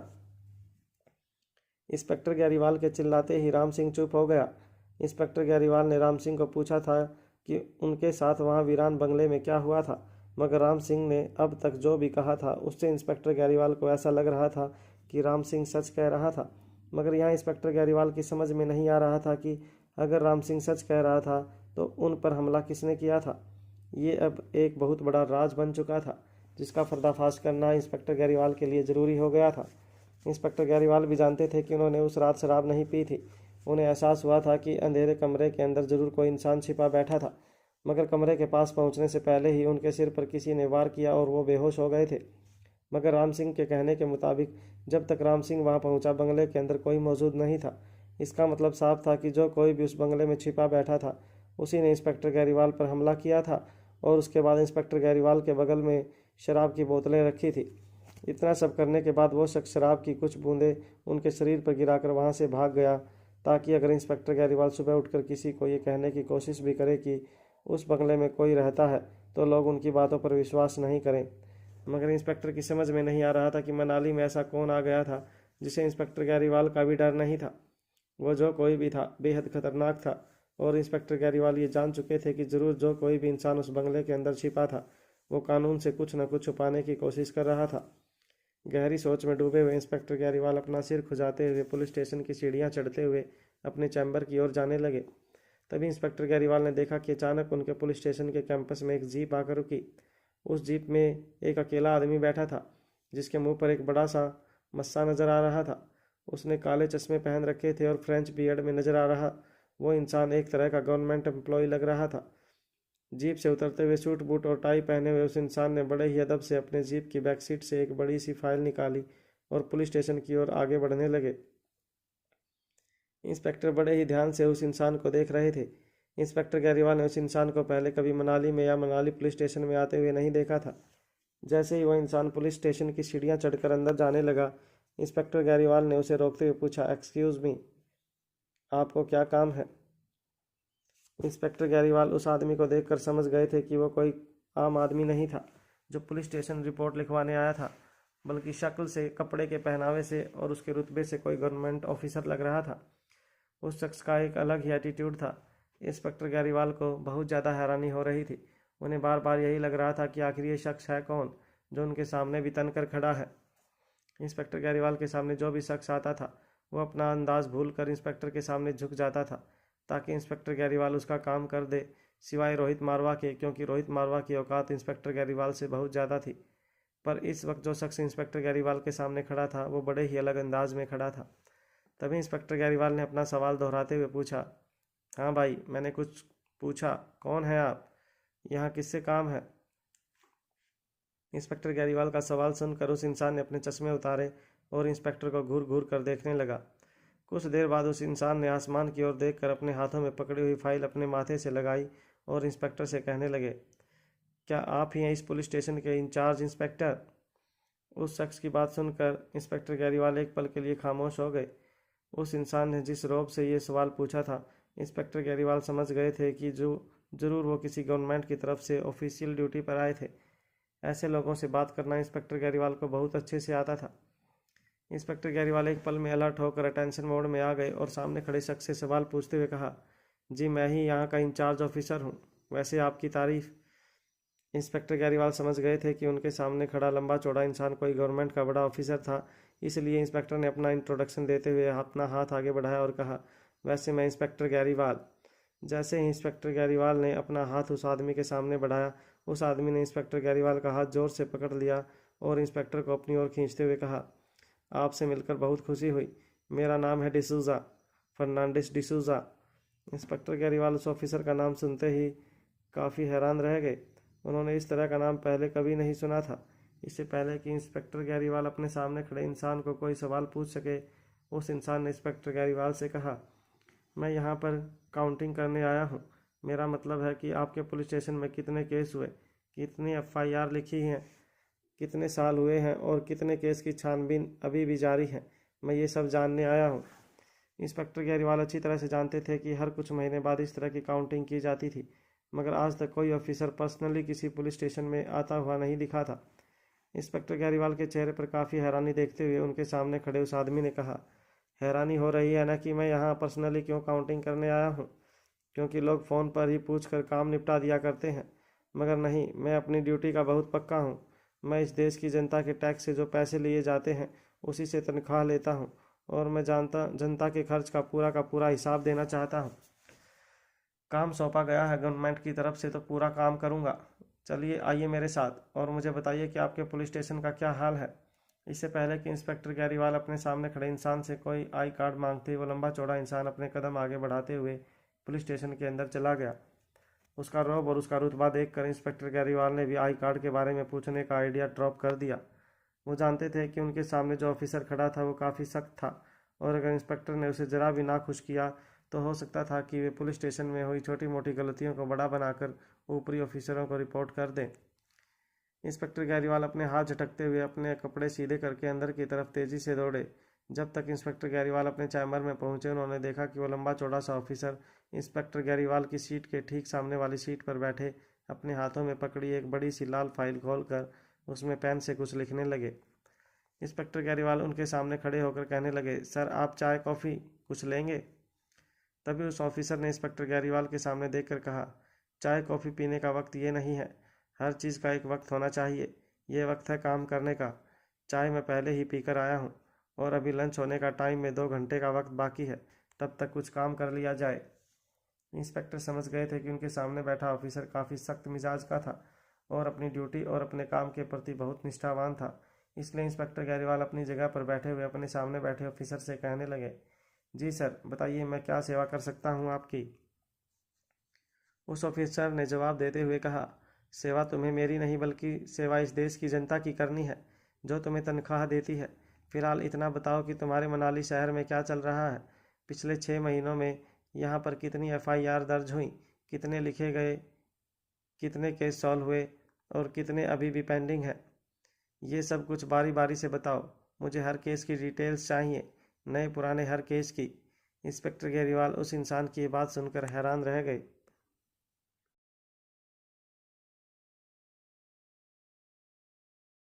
हमारे YouTube चैनल पर आपका स्वागत है। अगर आपको वीडियोस पसंद आ रही है तो प्लीज़ लाइक करें, कमेंट करें और शेयर करें। अगर आपने चैनल को अभी तक सब्सक्राइब नहीं किया है तो प्लीज़ चैनल को सब्सक्राइब करें। अक्सर इस तरह के इंस्पेक्शंस फ़ोन पर किए जाते थे। इंस्पेक्टर केजरीवाल जानते थे कि हर कुछ महीनों के बाद सरकारी अफसर अपने जुरिडिक्शन के पुलिस थानों की इंस्पेक्शन किया करते थे, मगर ऐसे इंस्पेक्शन फ़ोन पर ही हुआ करते थे। ये पहली बार था जब कोई सरकारी अफसर खुद चलकर पुलिस स्टेशन आया था और इस तरह से तहकीकात कर रहा था। इंस्पेक्टर केजरीवाल ने ना तो उस सरकारी ऑफिसर का आई कार्ड पूछा था और ना ही इंस्पेक्टर केजरीवाल की हिम्मत हो रही थी कि वो उस ऑफिसर से कोई सवाल पूछे। इंस्पेक्टर केजरीवाल सिर्फ उसी उलझन में उलझे हुए थे कि वो किस तरह से अपने करप्शन को सरकारी ऑफिसर के सामने लाने से रोके, मगर अब तक इंस्पेक्टर केजरीवाल जान चुके थे कि चाहे कुछ भी हो जाए, इंस्पेक्टर केजरीवाल इस सरकारी अफसर के सामने ज़्यादा देर तक अपने किए को छुपा नहीं सकते थे। इसलिए एक के बाद एक कमरे के कोने में पड़े एक कबाड़ के ड्रॉअर में से फाइल निकालते हुए इंस्पेक्टर केजरीवाल ने अपने डेस्क पर उन्हें रखा। ज़्यादातर फाइलों पर काफ़ी धूल जमी हुई थी।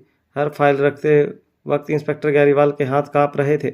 इंस्पेक्टर केजरीवाल एक बात नहीं जानते थे कि वो जो सरकारी ऑफिसर से डर रहे थे वो दरअसल कोई सरकारी ऑफिसर नहीं बल्कि एक मशहूर एडवोकेट था, जिसे अनिका की मदद के लिए कर्ण गुलेरिया ने खास तौर पर भेजा था।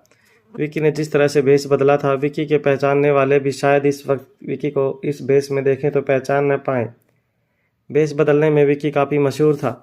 कॉलेज के दिनों से विकी को अलग अलग कैरेक्टर्स बनने के ड्रामा कंपटीशन में पार्टिसिपेट करने का बहुत शौक था, मगर विकी के पापा एक बहुत मशहूर एडवोकेट रह चुके थे और रिटायरमेंट के वक्त वो हाई कोर्ट के जज भी रह चुके थे। पापा के प्रेशर की वजह से विकी को लॉ की पढ़ाई करनी पड़ी और अपने एक्टिंग करियर को छोड़कर विकी ने भी खुशी खुशी लॉ की पढ़ाई करके वकालत की। दुनिया में अपना वो नाम बनाया जो विकी की उम्र के बेहद कम लोग इतने कम तजुर्बे के साथ बना सकते थे। जैसे जैसे इंस्पेक्टर केजरीवाल कांपते हुए हाथों से एक एक फाइल मेज पर रखते जा रहे थे, विकी उन्हें काफ़ी क्लोजली ऑब्जर्व कर रहा था। इंस्पेक्टर के चेहरे के एक्सप्रेशंस देखकर और उनके हाथों की कंपन देखकर विकी ने अंदाज़ा लगा लिया था कि ज़रूर उस पुलिस स्टेशन में काफ़ी गड़बड़ चल रही थी। फिर अचानक ही विकी ने इंस्पेक्टर को एक ऐसा सवाल पूछा कि इंस्पेक्टर केजरीवाल के होश उड़ गए। विकी ने इंस्पेक्टर केजरीवाल से कहा, अभी कुछ दिनों पहले एक लकड़ी बाजार के पीछे एक हादसा हुआ था जिसमें माँ बेटी दोनों की जान गई थी। क्या आप उस केस की फाइल दिखा सकते हैं मुझे? जैसे ही विकी ने यह बात कही, इंस्पेक्टर के होश उड़ गए। इंस्पेक्टर की समझ में नहीं आ रहा था कि वो अपने सामने बैठे सरकारी ऑफिसर से क्या बात करे। लड़खड़ाती और अटकती हुई आवाज़ में इंस्पेक्टर केजरीवाल ने विकी से कहा, कौन सा केस सर? कौन माँ बेटी? विकी ने भी इंस्पेक्टर केजरीवाल की इस बात का जवाब देते हुए कहा, अरे वही केस जिसमें एक बूढ़ी औरत ने अस्पताल में दम तोड़ दिया। अरे जिसकी बेटी का रेप करने के बाद उसे मार दिया गया था। विकी की ये बात सुनते ही इंस्पेक्टर केजरीवाल ने बिना सोचे समझे जवाब देते हुए कहा, अच्छा वो केस तो। इससे पहले कि इंस्पेक्टर केजरीवाल अपनी बात आगे बढ़ाते तुरंत उन्हें रियलाइज़ हुआ कि उन्होंने क्या किया था। इसलिए अपनी बात पलटते हुए इंस्पेक्टर केजरीवाल ने अपने सामने बैठे इंसान से कहा, नहीं नहीं सर, आप कुछ गलत इन्फॉर्मेशन लेकर आए हैं। अरे उस लड़की का बलात्कार नहीं हुआ था, हमने पूरी तरह से छानबीन की है। इतना कहने के बाद इंस्पेक्टर केजरीवाल ने एक गहरी सांस ली और फिर आराम से अपने मन को शांत करते हुए कहा, दरअसल बात यह थी कि वो लड़की प्रोस्टिट्यूशन के रास्ते पर आगे बढ़ रही थी, गलत काम करके पैसा कमा रही थी। एक दिन उसकी माँ को पता चल गया। माँ और बेटी के बीच में कुछ कहा सुनी हुई जिसमें पहले माँ के हाथों बेटी की जान चली गई और फिर बेचारी माँ भी ज़्यादा देर तक जिंदा नहीं रह पाई। ये केस एकदम पानी की तरह साफ है। It's an open and shut case sir. Inspector Kejriwal की बात पूरी होते ही विकी ने कहा, ओपन शट केस ये कैसे कह सकते हैं? हो सकता है कि उस लड़की के साथ सचमुच ज़बरदस्ती की गई हो सकता है उस रात माँ बेटी के अलावा भी वहाँ पर कोई मौजूद हो। विकी की बात अभी पूरी नहीं हुई थी कि विकी की बात बीच में काटते हुए इंस्पेक्टर ने कहा, अरे नहीं नहीं सर, इस बात का तो कोई भी सबूत नहीं है कि वहाँ पर माँ बेटी के अलावा भी कोई और मौजूद था। इंस्पेक्टर की यह बात सुनते ही विकी ने अपनी जगह से खड़े होते हुए अपने चेहरे से चश्मा उतारते हुए कहा, ठीक है, चलो मान लेता हूँ कि इस बात का कोई सबूत नहीं है कि उस लड़की के साथ बलात्कार हुआ था, माँ बेटी के अलावा उस रात उस कमरे में और कोई मौजूद नहीं था। तो चलिए मुझे ये बताइए कि वो लड़की पैसे कमाने के लिए अपना जिस्म बेचती थी। इस बात का क्या सबूत है आपके पास? इंस्पेक्टर ने बात सुनते ही मुस्कुराते हुए कहा, सर ऐसी बातों के सबूत कहाँ से ला सकते हैं हम? तभी अपने हाथ में कुसुम की फाइल लेकर धीरे धीरे उसके पन्ने पलटते हुए विकी ने इंस्पेक्टर गैरीवाल से कहा, मगर अदालत सबूत के बिना नहीं चलती है। बिना सबूत के अदालत कोई भी बात नहीं मानेगी। जब ये केस अदालत में चलेगा तब आपको हर चीज़ का सबूत पेश करना पड़ेगा। जैसे ही इंस्पेक्टर गैरीवाल ने अपने सामने खड़े इंसान की बात सुनी, उनकी आंखें खुली की खुली रह गई। वो अटकती हुई आवाज़ में अपने सामने खड़े आदमी से पूछने लगे, क्या कह रहे हैं आप? अदालत में केस? ये सब आप क्यों कह रहे हैं? कौन है आप? इंस्पेक्टर का सवाल सुनने के बाद विक्की धीरे धीरे एक के बाद एक कुसुम की फाइल के पन्ने पलटता रहा और हर फाइल के पन्ने की एक फ़ोटो अपने मोबाइल में कैप्चर करने लगा।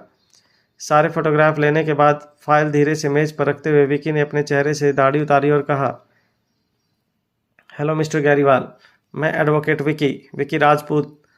उस लड़की कुसुम और उसकी माँ के साथ जो कुछ भी हादसा हुआ है उस सिलसिले में मैं PIL दाखिल कर रहा हूँ। मैं इस केस को रीओपन करने वाला हूँ कोर्ट में। विकी की ये बात सुनते ही इंस्पेक्टर और आसपास खड़े उसके सभी साथियों के होश उड़ गए। जैसे ही इंस्पेक्टर गैरीवाल को ये पता चला कि उनके सामने खड़ा इंसान कोई सरकारी कर्मचारी नहीं था बल्कि एक वकील था, इंस्पेक्टर गैरीवाल के सिर पर तो मानो जुनून सवार हो गया। अपना एक हाथ मेज पर पटकते हुए इंस्पेक्टर गैरीवाल ने विकी से कहा, देखिए आप इस तरह से धोखे से हमारे पुलिस स्टेशन में घुस के इस तरह से कोई इन्फॉर्मेशन नहीं निकलवा सकते। अगर आप वकील हैं तो आपको कानून पता होना चाहिए। वेश बदल कर इस तरह चोरों की तरह पुलिस स्टेशन के अंदर आकर इस तरह से पुलिस की फाइलों के फोटोग्राफ निकालना एक बहुत संगीन जुर्म है। सबसे पहले अदालत में आपको इस चीज़ के लिए सख्त सज़ा दी जाएगी, देख लेना आप। इंस्पेक्टर गैरीवाल की बात सुनने के बाद भी विकी काफ़ी ज़्यादा रिलैक्स नजर आ रहा था। विकी ने मुस्कुराते हुए इंस्पेक्टर गैरीवाल की ओर देखकर कहा, अरे मगर मुझे सज़ा होगी कैसे? क्योंकि अगर आपने कोर्ट में ये कहा कि मैं किस तरह अंदर आया और किस तरह मैंने फाइल से इन्फॉर्मेशन निकाली, तो उसमें सबसे ज़्यादा कोर्ट में हंसी उड़ाई जाएगी आपकी और आपके पूरे डिपार्टमेंट की।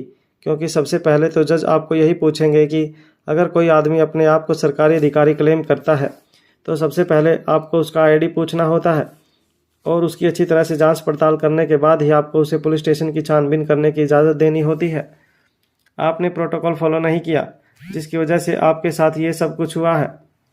इतना कहने के बाद विकी ने मुस्कुराते हुए आगे कहा, अब आप तो अच्छी तरह से जानते हैं कि प्रोटोकॉल फॉलो ना करने वाले ऑन ड्यूटी ऑफिसर्स के साथ क्या किया जाता है।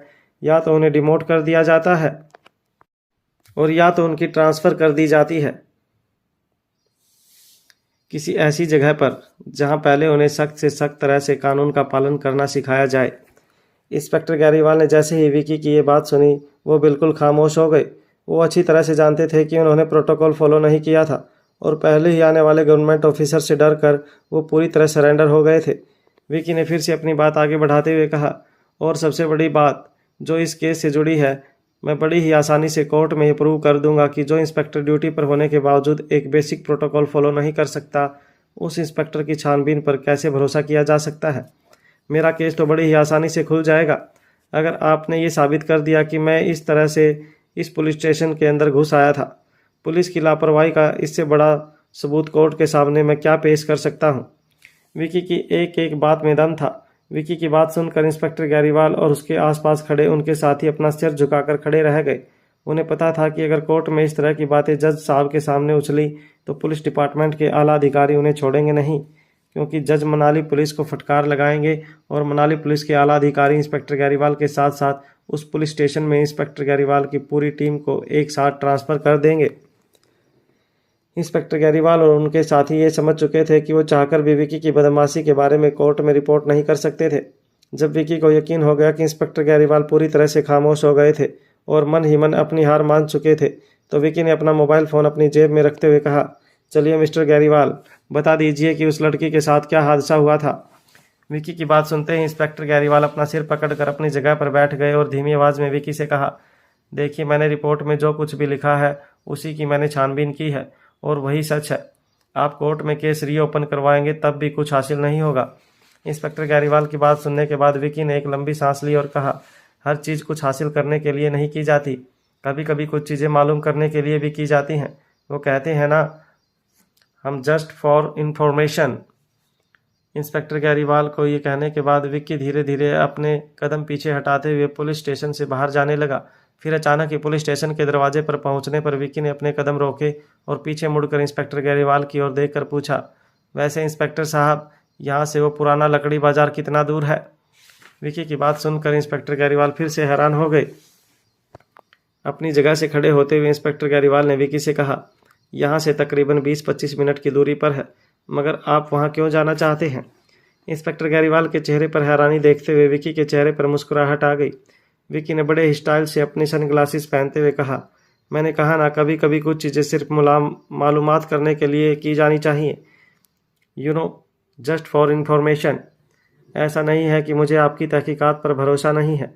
आप निहायत ही काबिल और काफ़ी एक्सपीरियंस पुलिस वाले नज़र आते हैं, मगर वो क्या है, कभी कभी जो चीज़ बड़े बड़े एक्सपीरियंस लोग नहीं कर पाते या उनकी आंखों से दिखाई नहीं देती, वो हम जैसे नौजवानों की आंखें ढूंढ निकालती हैं।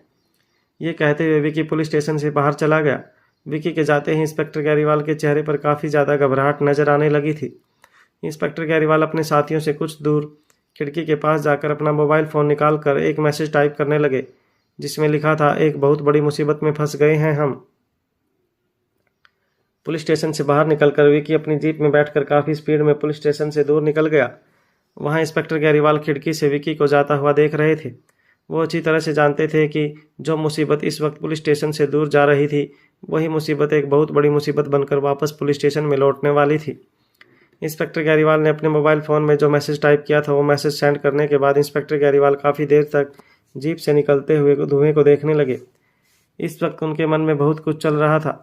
इंस्पेक्टर गैरीवाल का मन तो हो रहा था कि वो अपने अंदर के गुस्से को कहीं निकालें, पर वो चाहकर भी ये नहीं कर सकते थे। तभी इंस्पेक्टर गैरीवाल ने अपने मन में कहा, उस लड़की कुसुम का केस तो कुछ ज़्यादा ही पेचीदा हो गया है, समझ नहीं आ रहा है कि क्या किया जाए और क्या नहीं। इतना कहने के बाद इंस्पेक्टर गैरीवाल इधर उधर देखने लगे। उनका मन अंदर से बेचैन हो रहा था। एक तरफ इंस्पेक्टर गैरीवाल मन ही मन बेचैन हो रहे थे, तो वहीं दूसरी तरफ मनाली के घाट से होते हुए विक्की कुछ देर बाद पुराने लकड़ी बाजार के पास पहुंचा। वो उस जगह पर जाने आने के लिए बेकरार हो गया था। वो यहाँ आकर सब कुछ अपने अंदाज में और अपने तरीके से छानबीन करना चाहता था, ताकि कोर्ट में वो कुसुम का केस लड़ सके और कुसुम को इंसाफ दिला सके। लकड़ी बाजार में काफ़ी ज़्यादा भीड़ होने की वजह से वहाँ पर जीप ले जाना नामुमकिन था। शाम होने वाली थी और लोग काम से अपने घर लौट रहे थे, इसलिए घर जाते जाते घर की ज़रूरत का सामान और भाजी तरकारी खरीदने के लिए लकड़ी बाजार में काफ़ी भीड़ जमा हुई थी। हर तरफ शोर शराबा मचा हुआ था। विक्की की नज़र जिस दिशा में जा रही थी, उस दिशा में उसे लोग दिखाई दे रहे थे। इन सब के अलावा सारे सब्जी वाले ज़ोर ज़ोर से चिल्ला रहे थे और ग्राहकों को अपनी ओर बुला रहे थे। विक्की की समझ में नहीं आ रहा था कि वो अपनी पूछताछ कहाँ से शुरू करे। कुछ देर तक विक्की उसी जगह पर खड़ा रहा, पर फिर अचानक ही उसे ख्याल आया कि अगर वो इसी तरह खड़ा रहेगा तो फिर उसे देरी हो जाएगी और अंधेरा होने के बाद वो अपना काम नहीं कर पाएगा। विक्की धीरे धीरे फाइल से मिली इन्फॉर्मेशन से उस एड्रेस की ओर अपने कदम आगे बढ़ाने लगा जहां वो हादसा हुआ था। विक्की लोगों से पूछताछ कैसे शुरू करे, वो यही सोच रहा था। तभी धीरे धीरे लोगों की भीड़ से होते हुए विक्की उस पुरानी लकड़ी के मकान के पास पहुंचा जहां पर वो माँ बेटी रहा करते थे। मकान का दरवाज़ा अभी भी टूटा हुआ नजर आ रहा था, जिससे ये पता चलता था कि माँ बेटी की दुनिया से चले जाने के बाद उस घर की मरम्मत करने वाला या घर पर अधिकार जताने वाला भी अब तक कोई नहीं पहुंचा था। इसी बात से अंदाज़ा लगाया जा सकता था कि माँ बेटी इस दुनिया में बिल्कुल अकेले थे। शाम का वक्त होने वाला था और धीरे धीरे पूरे लकड़ी बाजार में अंधेरा छाने लगा था। काफ़ी कम स्ट्रीट लाइट्स होने की वजह से शाम के वक्त अंधेरा कुछ ज़्यादा ही गहरा नजर आ रहा था। विक्की धीरे धीरे उस पुराने लकड़ी के मकान के अंदर दाखिल हुआ। शाम की मध्यम रोशनी में विक्की को पूरे के पूरे लकड़ी के घर में यहाँ वहाँ बिखरी हुई चीज़ें भी काफ़ी धुंधली धुंधली दिखाई दे रही थी। मगर जैसे ही विक्की उस पुराने लकड़ी के घर के अंदर दाखिल हुआ, विक्की को लगा कि जैसे वो पुराना सा दिखने वाला घर अभी भी उस हादसे से बाहर नहीं निकला था जो कुछ दिन पहले उस घर की छत के नीचे हुआ था। हर चीज़ वैसी की वैसी ही पड़ी थी जैसे वारदात के वक्त नजर आ रही थी। धीरे धीरे चीज़ों पर धूल जमने लगी थी और खाने पीने की बिखरी हुई चीज़ों पर चींटियाँ एक लंबी कतार बनाकर हर तरफ दौड़ती हुई नजर आ रही थी। पूरे घर में सन्नाटा था। जैसे ही हवा का एक हल्का सा झोंका किसी लकड़ी की खिड़की से टकराता तो खिड़की से टकराने की आवाज़ लकड़ी के उस छोटे से मकान में गूंजने लगती। विक्की धीरे धीरे अपने कदम आगे बढ़ाते हुए घर के पिछवाड़े की ओर जाने लगा। उस घर में दो रास्ते थे, एक आगे का रास्ता और दूसरा पीछे वाला रास्ता, जिसका दरवाज़ा विक्की को बंद नजर आ रहा था।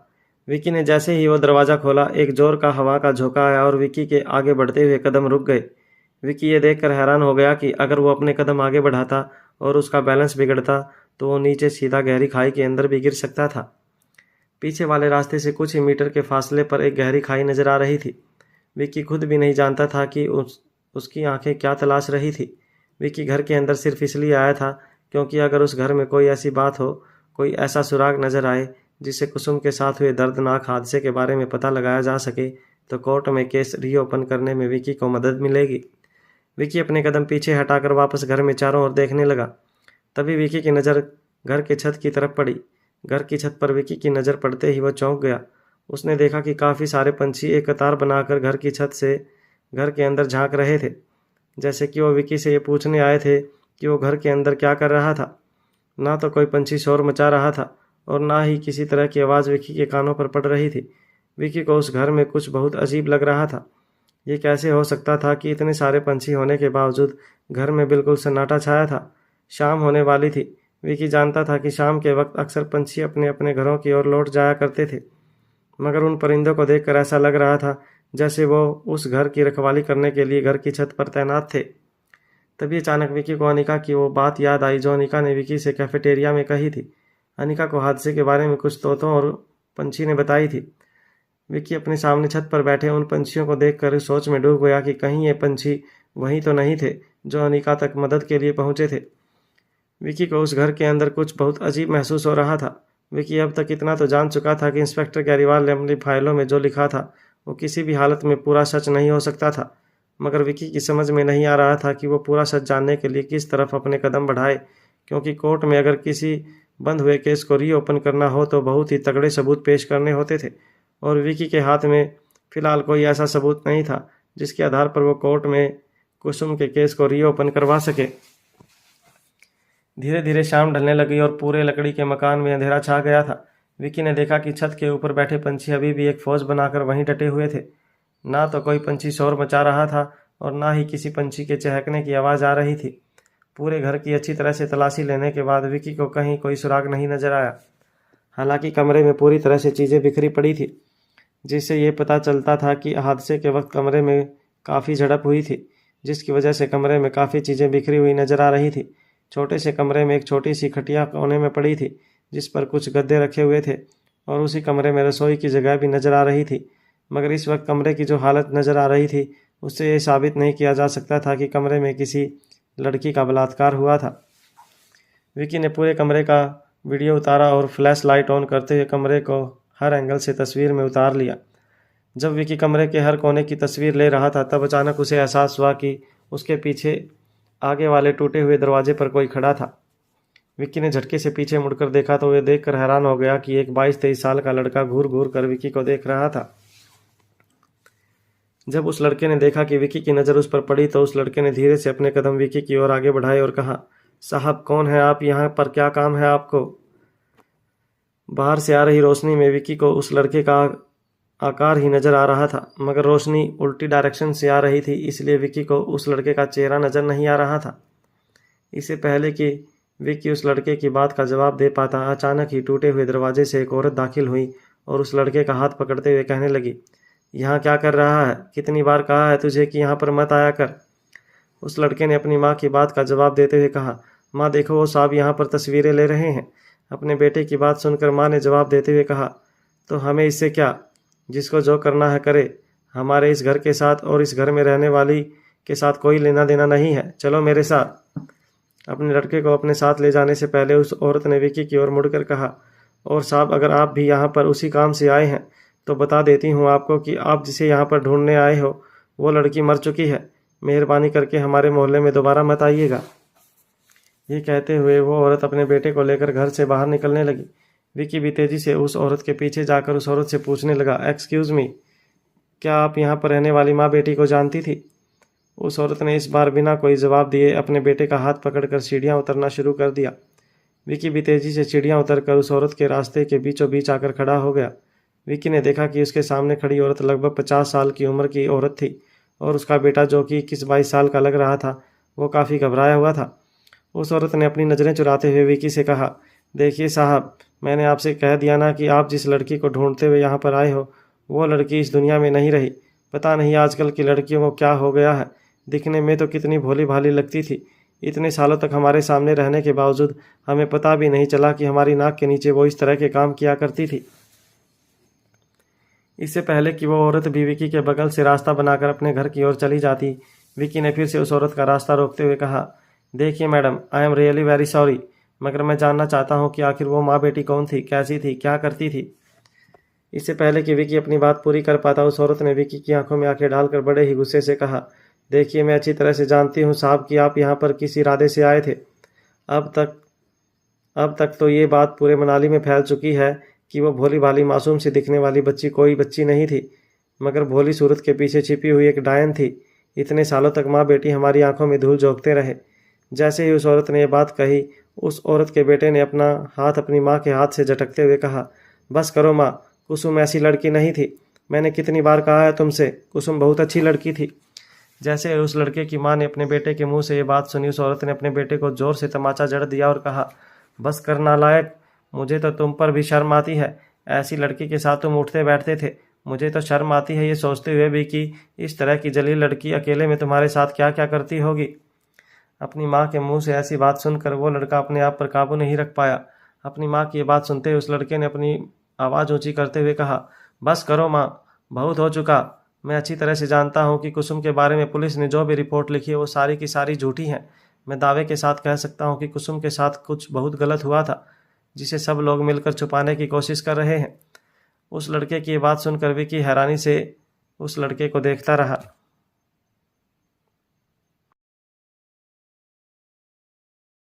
हेलो गाइज, हमारे यूट्यूब चैनल पर आपका स्वागत है। अगर आपने अभी तक चैनल को सब्सक्राइब नहीं किया है तो प्लीज़ चैनल को सब्सक्राइब करें, लाइक करें, कमेंट करें और अपने दोस्तों के साथ शेयर करें।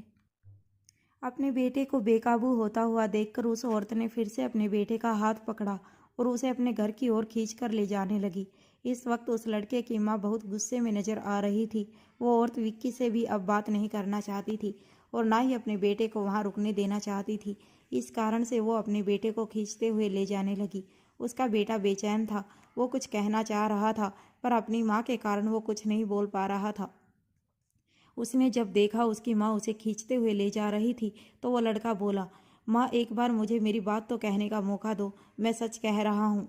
वो लड़का आगे कहता, इतने में उसकी माँ ने अपने बेटे को ले जाते हुए कहा, तुम अभी के अभी घर पर चलो, मैं तुम्हें अच्छा मजा सिखाती हूँ। खानदान की नाक कटवाने पर तुले हुए हो, मुझे तुमसे ये उम्मीद नहीं थी। वो लड़का जाते हुए विक्की की ओर देखे जा रहा था। विक्की ने पढ़ लिया था कि उस लड़के की आंखों में कुसुम के लिए बेहद इमोशंस भरे हुए थे। कहीं ना कहीं विक्की ने यह भी अंदाज़ा लगा लिया था कि वो लड़का या तो कुसुम से प्यार करता था या तो कुसुम का बहुत अच्छा दोस्त था। विक्की को जैसे ही लगा, उसे एक उम्मीद की किरण दिखाई पड़ी।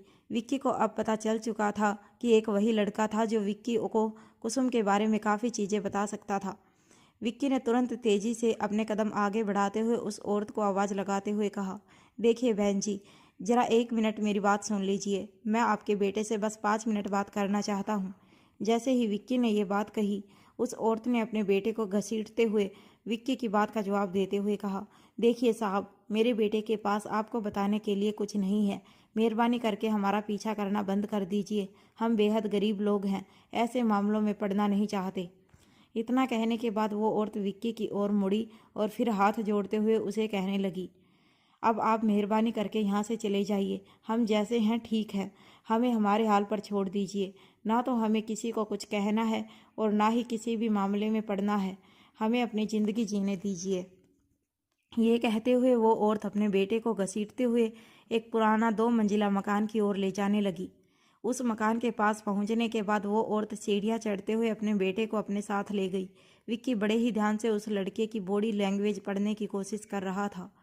विक्की को ऐसा लग रहा था जैसे वो लड़का विक्की से सब कुछ कहना चाहता था, मगर उस लड़के की माँ उस लड़के को कुछ कहने से रोक रही थी। विक्की ने देखा कि फर्स्ट फ्लोर पर पहुंचने के बाद वो औरत अपने बेटे के साथ अपने घर के अंदर चली गई। घर के अंदर जाते ही कुछ ही सेकंड बाद उस लड़के की चीखें विक्की को सुनाई देने लगी, जिससे विक्की को इस बात का एहसास हो गया था कि कि लड़के की माँ उसे जोर जोर से पीट रही थी।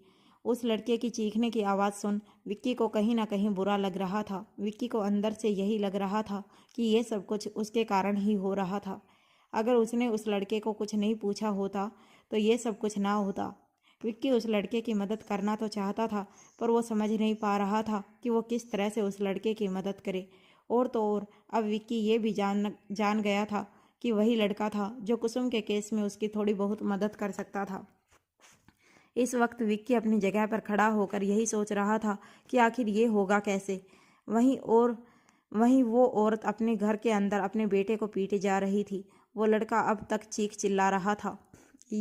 जब ये सब कुछ चल रहा था तब मोहल्ले के लोग भी कान लगाकर विक्की और उस औरत की बातें सुनने लगे। विक्की ने देखा कि आसपास काफ़ी लोग जमा हो गए थे, इसीलिए मुड़कर विक्की ने एक औरत से पूछा, क्या आप यहाँ पर रहने वाली लड़की कुसुम को जानते हैं? जैसे ही विक्की ने यह सवाल पूछा, विक्की के आसपास खड़ी भीड़ अचानक ही तितर बितर हो गई। सब लोग अपने अपने घर पर और अपने अपने रास्ते पर निकल पड़े।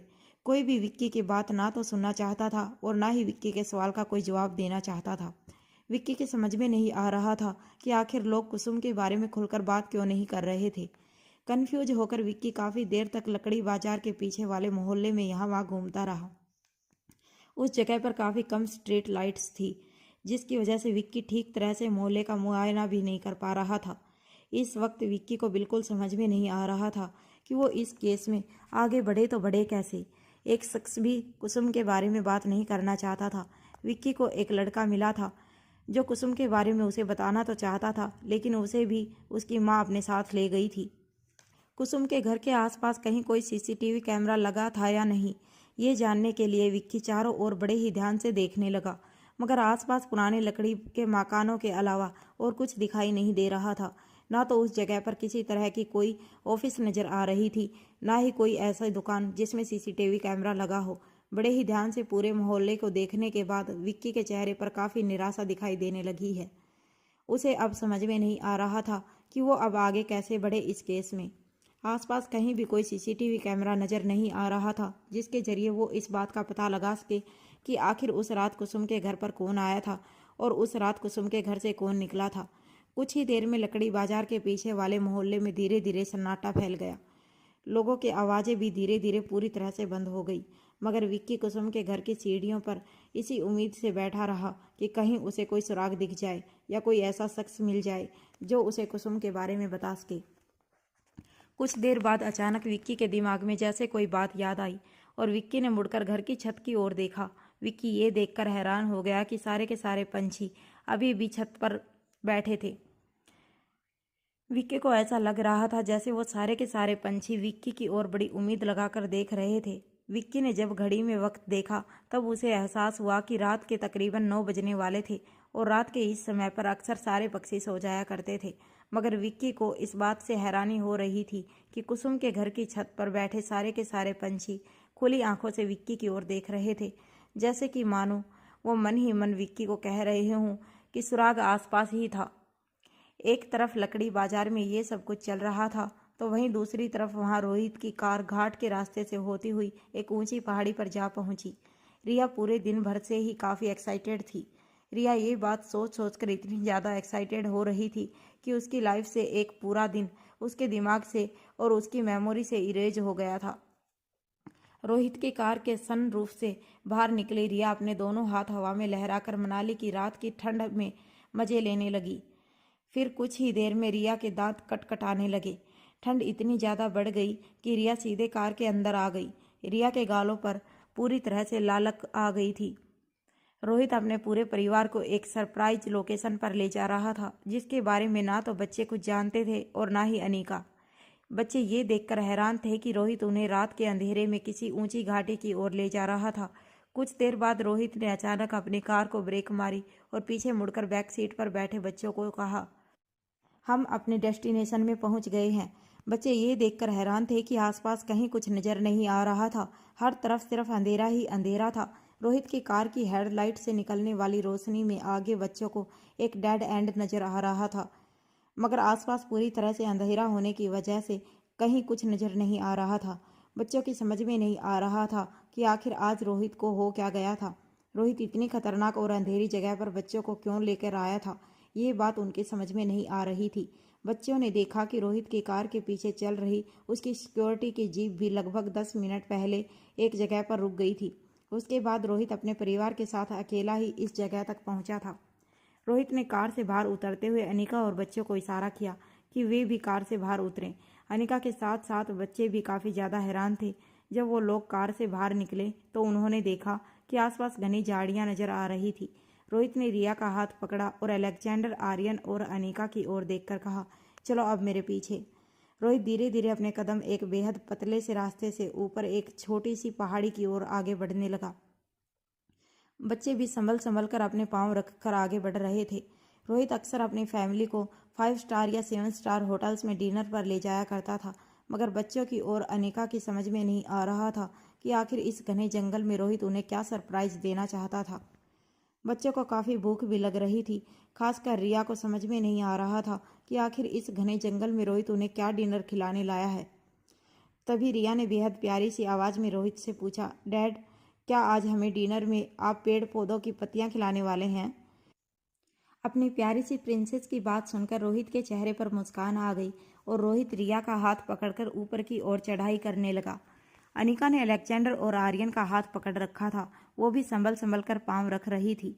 कुछ देर बाद रोहित का पूरा परिवार उस छोटी सी पहाड़ी की चोटी पर जा पहुंचा। रोहित ने तीनों बच्चों से और अनिका से कहा, चलो अब तुम लोग अपनी आंखें बंद करो। रोहित का इस तरह का बिहेवियर देखकर अलेक्जेंडर और आर्यन काफ़ी हैरान थे।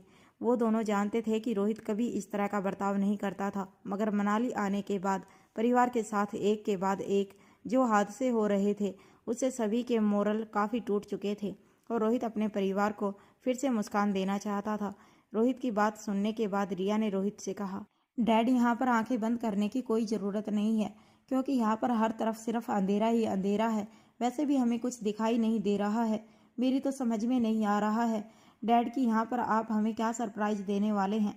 तभी रोहित ने मुस्कुराते हुए रिया की नाक पर अपनी उंगली फेरते हुए कहा, तुम लोग आंखें तो बंद करो, तभी तो सरप्राइज का मजा आएगा। इस बार रोहित की बात मानते हुए रिया ने अपने दोनों हाथ अपनी आंखों पर रख लिए।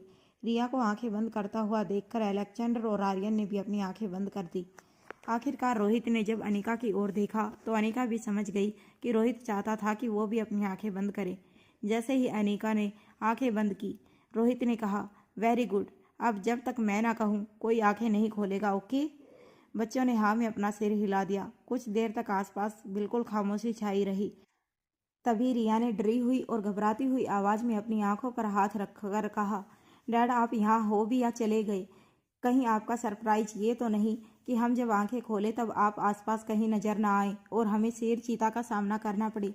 तभी फिर से रोहित ने रिया की बात का जवाब देते हुए कहा, नहीं, जस्ट 1 मिनट मोर। इस बार रोहित की आवाज़ कुछ दूर से आ रही थी। बच्चे की समझ में नहीं आ रहा था कि आखिर रोहित क्या करना चाहता था।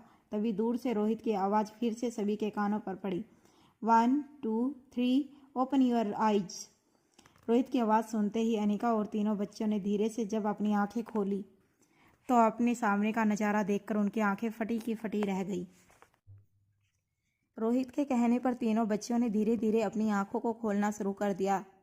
तीनों बच्चे काफ़ी ज़्यादा एक्साइटेड थे कि आखिर उसकी ऐसी क्या सरप्राइज़ देना चाहते थे उनके पापा, जिसके लिए वह खुद भी इतने एक्साइटेड लग रहे थे। वहाँ दूसरी ओर अनिका भी जल्दी से अपनी आंखें खोलकर देखना चाहती थी कि आखिर रोहित, जिसके असली और नकली चेहरे के बीच पहचान करना मुश्किल हो गया था, वह अपने परिवार के लिए और अपनी बीवी के क्या सरप्राइज़ देना चाहते थे। जब अनिका और तीनों बच्चों ने एक साथ अपनी आंखें खोली तो अपने आगे का नज़ारा देखकर तीनों चौंकाचौंध हो गए। ऐसा लग रहा था जैसे वो धरती से ऊपर उठकर स्वर्ग की सैर पर पहुंच गए थे। रोहित ने अपने स्टाफ की मदद से पूरी चट्टान की चोटी को लाइटों से सजा दिया था। बीच में एक बड़ा सा सामियाना नजर आ रहा था जिसे सफ़ेद छोटी छोटी लाइटिंग से सजाया गया था। ऐसा लग रहा था कि जहाँ कुछ वक्त पहले तक बच्चों को और अनिका को हर तरफ अंधेरा ही अंधेरा नजर आ रहा था, वो तो दरअसल धरती से कोसों मील ऊपर स्वर्ग में बनी हुई एक छोटी सी जगह थी। रोहित का कुछ पर्सनल स्टाफ सामियाने के अंदर एक बड़ा सा डिनर टेबल सजाकर रोहित और उसके परिवार का इंतजार कर रहा था। उस पूरी जगह को देखकर ऐसा लग रहा था जैसे रोहित ने अपने परिवार के लिए स्वर्ग का एक छोटा सा टुकड़ा खरीद कर जमीन पर उतारा था। हर तरफ छोटी छोटी लाइटिंग से पर्वत की चोटी को जगमगा दिया था। ये नज़ारा देखते ही अलेक्जेंडर और आर्यन की आंखें फटी की फटी रह गई। वहीं रिया अपने दोनों हाथ हवा में लहराते हुए उस पर्वत की चोटी पर हर तरफ दौड़ लगाने लगी। रोहित भी रिया के पीछे पीछे रिया को संभालते हुए कहने लगा, संभल कर रिया, ज़्यादा दौड़ो मत, तुम गिर सकती हो, तुम्हें चोट लग जाएगी। मगर रिया अपने दोनों हाथ हवा में लहराते हुए लगातार चीखती और चिल्लाते हुए दौड़ती रही। वाह dad, this is such a beautiful place, this is amazing. ये जगह तो कितनी खूबसूरत है। रोहित ने स्पेशली अपने परिवार के आने पर अपने स्टाफ मेंबर से कहा था कि वो बलून्स और लाइट्स किए हुए कैंडल को आसमान में छोड़ दे। जब एक साथ सारे कैंडल और गैस बलून्स को आसमान में छोड़ा गया तो धीरे धीरे ऐसा लगने लगा जैसे पूरे आसमान में छोटी छोटी रंग बिरंगी टॉफियां तैर रही थी। बच्चे इस पूरे नज़ारे को देखकर काफ़ी ज़्यादा इम्प्रेस हो गए थे। वहाँ अलेक्जेंडर और आर्यन ने भी कभी सोचा नहीं था कि रोहित अपने परिवार के लिए इस तरह की सरप्राइज प्लान कर सकता था। आर्यन बचपन से रोहित के साथ रहा था। आर्यन जानता था कि रोहित इस तरह के सरप्राइज में नहीं मानता था। यहाँ तक कि कभी कभी बचपन में आर्यन को रोहित काफ़ी बोरिंग भी लगता था। मगर आज रोहित को इतने एफर्ट डालकर अपने परिवार की इतनी बड़ी सरप्राइज देते हुए देखकर आर्यन भी काफ़ी इम्प्रेस हो गया था अपने डैड से। दोनों भाई एक दूसरे की आंखों में आंखें डालकर जैसे एक दूसरे को कहने लगे थे कि वो रोहित जो कुछ ही देर पहले दोनों भाइयों पर बरस पड़ा था वो इतना सॉफ्ट भी हो सकता है। उन दोनों को यकीन नहीं हो रहा था। रिया दौड़ लगाकर पूरी पर्वत की चोटी पर गोल गोल घूमती रही।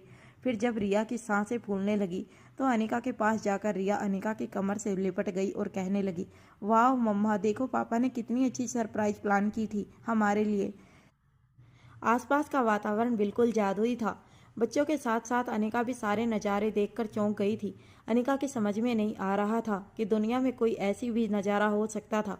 अनिका को अपनी पिछली ज़िंदगी की कोई बात याद नहीं थी, मगर अब तक अनिका याददाश्त खोने के बाद जितनी ज़िंदगी जी चुकी थी वह देखते हुए अनिका यह बात तो पक्के यकीन के साथ कह सकती थी कि यह नज़ारा जो इस वक्त उसकी आंखों के सामने नज़र आ रहा था वह अब तक की उसकी ज़िंदगी का सबसे खूबसूरत नज़ारा था। रोहित भी दौड़कर अनिका के बिल्कुल करीब पहुंच चुका था। रिया ने जो सवाल पूछा था उसका सबसे ज़्यादा जवाब कोई सुनना चाहता था तो वो था रोहित। रोहित की आंखें अनिका के चेहरे पर टिकी हुई थी। अनिका की आंखें आसमान की ओर उड़ रहे कैंडल और गैस बलून पर थी। अनिका की बड़ी बड़ी आंखों में रोहित को जगमगाती हुई रोशनी साफ नजर आ रही थी। रोहित जानना चाहता था कि आखिर अनिका को रोहित की सरप्राइज कैसी लगी। कुछ देर तक अपने आसपास सारे नज़ारे देखने के बाद अनिका ने रोहित की ओर देखकर कहा, क्या ये सारा का सारा इंतजाम तुमने किया? रोहित ने जब अनिका की ये बात सुनी तो रोहित के चेहरे पर हल्की सी मुस्कान आ गई। रोहित ने अपना एक हाथ अपने सर पर रखते हुए कहा, हाँ वैसे प्लानिंग मैंने की थी मगर एग्जीक्यूशन तो इन सब ने किया है। सामियाने के अंदर और बाहर खड़े रोहित के पर्सनल स्टाफ मुस्कुराकर अनिका की ओर देखकर झुक गए जैसे कि वो अनिका को वेलकम कह रहे हों। तभी अचानक सामियाने के अंदर बैठा एक वायलिन प्लेयर वायलिन बजाने लगा। जैसे ही वायलिन की मेलेडी पर्वत की चोटी पर गूंजने लगी पूरा का पूरा एटमॉस्फेयर काफ़ी प्लेजेंट हो गया। वायलिन के सुर जैसे पर्वत से गुजर रही हवाओं में मिलकर मनाली की वादियों में गूंजने लगे थे। जहां नन्ही सी रिया पूरा का पूरा एटमॉस्फेयर एंजॉय कर रही थी, वहीं अलेक्जेंडर और आर्यन भी अपने पापा की सरप्राइज से काफ़ी ज़्यादा खुश नज़र आ रहे थे। दोनों भाई जो हमेशा ही या तो अपने मन ही मन में सोचते रहते थे या तो एक दूसरे के साथ आंखों ही आंखों के इशारे से बातें करते थे, आज उन दोनों भाइयों के चेहरे पर भी मुस्कान देखकर अनिका भी काफ़ी खुश थी। वायलिन से निकल रहे मीठे मधुर म्यूजिक में रोहित अनिका और बच्चों को इशारा करके सामियाने के अंदर ले गया। बच्चे और अनिका धीरे धीरे सामियाने के पास पहुंचे। सामियाने के अंदर तो जैसे एक अलग ही दुनिया नजर आ रही थी। पर्वत की चोटी पर इस तरह से इतने अच्छे इंतजाम करना बेहद मुश्किल था, और वो भी तब जब रोहित ने अभी कुछ ही घंटों पहले अपने परिवार के साथ डिनर पर जाने का प्रोग्राम बनाया था। कुछ ही घंटों के अंदर पर्वत की चोटी पर कंटेंट से लेकर इंडियन फूड से लेकर तंदूर तक के इंतजाम किए गए थे। सामियाने में जगमगाती हुई सफ़ेद रोशनी के बीच में रोहित के पूरे परिवार के लिए डिनर प्लेट्स सजाई गई थी। रिया को देखकर ऐसा लग रहा था कि कुछ ही देर पहले जिस रिया को इतनी जोरों से भूख लगी थी उस रिया के चेहरे से भूख पूरी तरह से गायब हो गई थी। रिया ने अपनी आंखों में जैसे सारी की सारी रोशनी को भर लिया था, जिसकी वजह से उसकी भूख मिट चुकी थी। रिया और दोनों बच्चों की नज़र आसमान में उड़ रहे गुब्बारों और कैंडल की ओर थी। जैसे जैसे कैंडल और गैस बलून आसमान में ऊंचाई पर पहुंच रहे थे, वायलिन बजाने वाले के सुर भी हाई नोट्स पकड़ रहे थे। एक के बाद एक तरह तरह के रेसिपी डिनर टेबल पर सर्व की गई। तीनों बच्चे खाने की प्लेट आते ही खाने पर टूट पड़े। वैसे तो बच्चे रोज ही डिलीशियस खाना खाते थे, मगर आज की बात ही कुछ और थी। पर्वत की चोटी पर इतनी ठंडी हवाओं के बीच गर्मा गर्म खाना कुछ ज़्यादा ही टेस्टी लग रहा था। रोहित और बच्चों का मूड इतना अच्छा था कि अनिका भी कुछ देर के लिए अपने सारे टेंशन भूल गई। खाना पूरा होने के बाद रोहित ने बच्चों से कहा, अब डेजर्ट खाने से पहले मेरे पास आप लोगों के लिए और एक सरप्राइज है। बच्चों ने जब और एक सरप्राइज का नाम सुना तो उनकी एक्साइटमेंट और भी ज़्यादा बढ़ गई थी। रोहित ने अभी अभी तीनों बच्चों और अनिका को जो सरप्राइज दी थी वो सचमुच काबिलिए तारीफ थी। तीनों बच्चे और साथ साथ अब तो अनिका भी जानना चाहती थी कि रोहित के पास और क्या सरप्राइज थी अपने परिवार के लिए। रोहित ने अपनी जगह से उठते हुए अनिका और तीनों बच्चों से कहा, चलो अब मेरे पीछे आओ। तीनों बच्चे बड़े ही एक्साइट होकर रोहित का पीछा करने लगे। वहीं अनिका भी अपनी जगह से उठकर धीरे धीरे बच्चों के पीछे जाने लगी। कुछ दूर तक पर्वत की चोटी पर चलने के बाद रोहित अचानक एक जगह पर आकर रुक गया। रोहित ने फिर से अपने बच्चों और अनिका की ओर मुड़कर कहा, फिर से आंखें बंद करो। रिया जो बहुत ज़्यादा एक्साइटेड थी, उसने रोहित की बात सुनते ही अपनी आंखें बंद कर दी। अलेक्जेंडर और आर्यन ने भी धीरे धीरे अपनी आंखें बंद करी। वहीं रोहित बिल्कुल अनिका के पास जाकर कहने लगा, तुम्हारी आंखें मैं कुछ देर के लिए बंद करूंगा। ये कहते हुए इससे पहले कि अनिका कुछ रिएक्ट कर पाती, कुछ कह पाती, रोहित ने अनिका की आंखों पर अपना एक हाथ रख दिया और धीरे धीरे अनिका को आगे ले जाने लगा।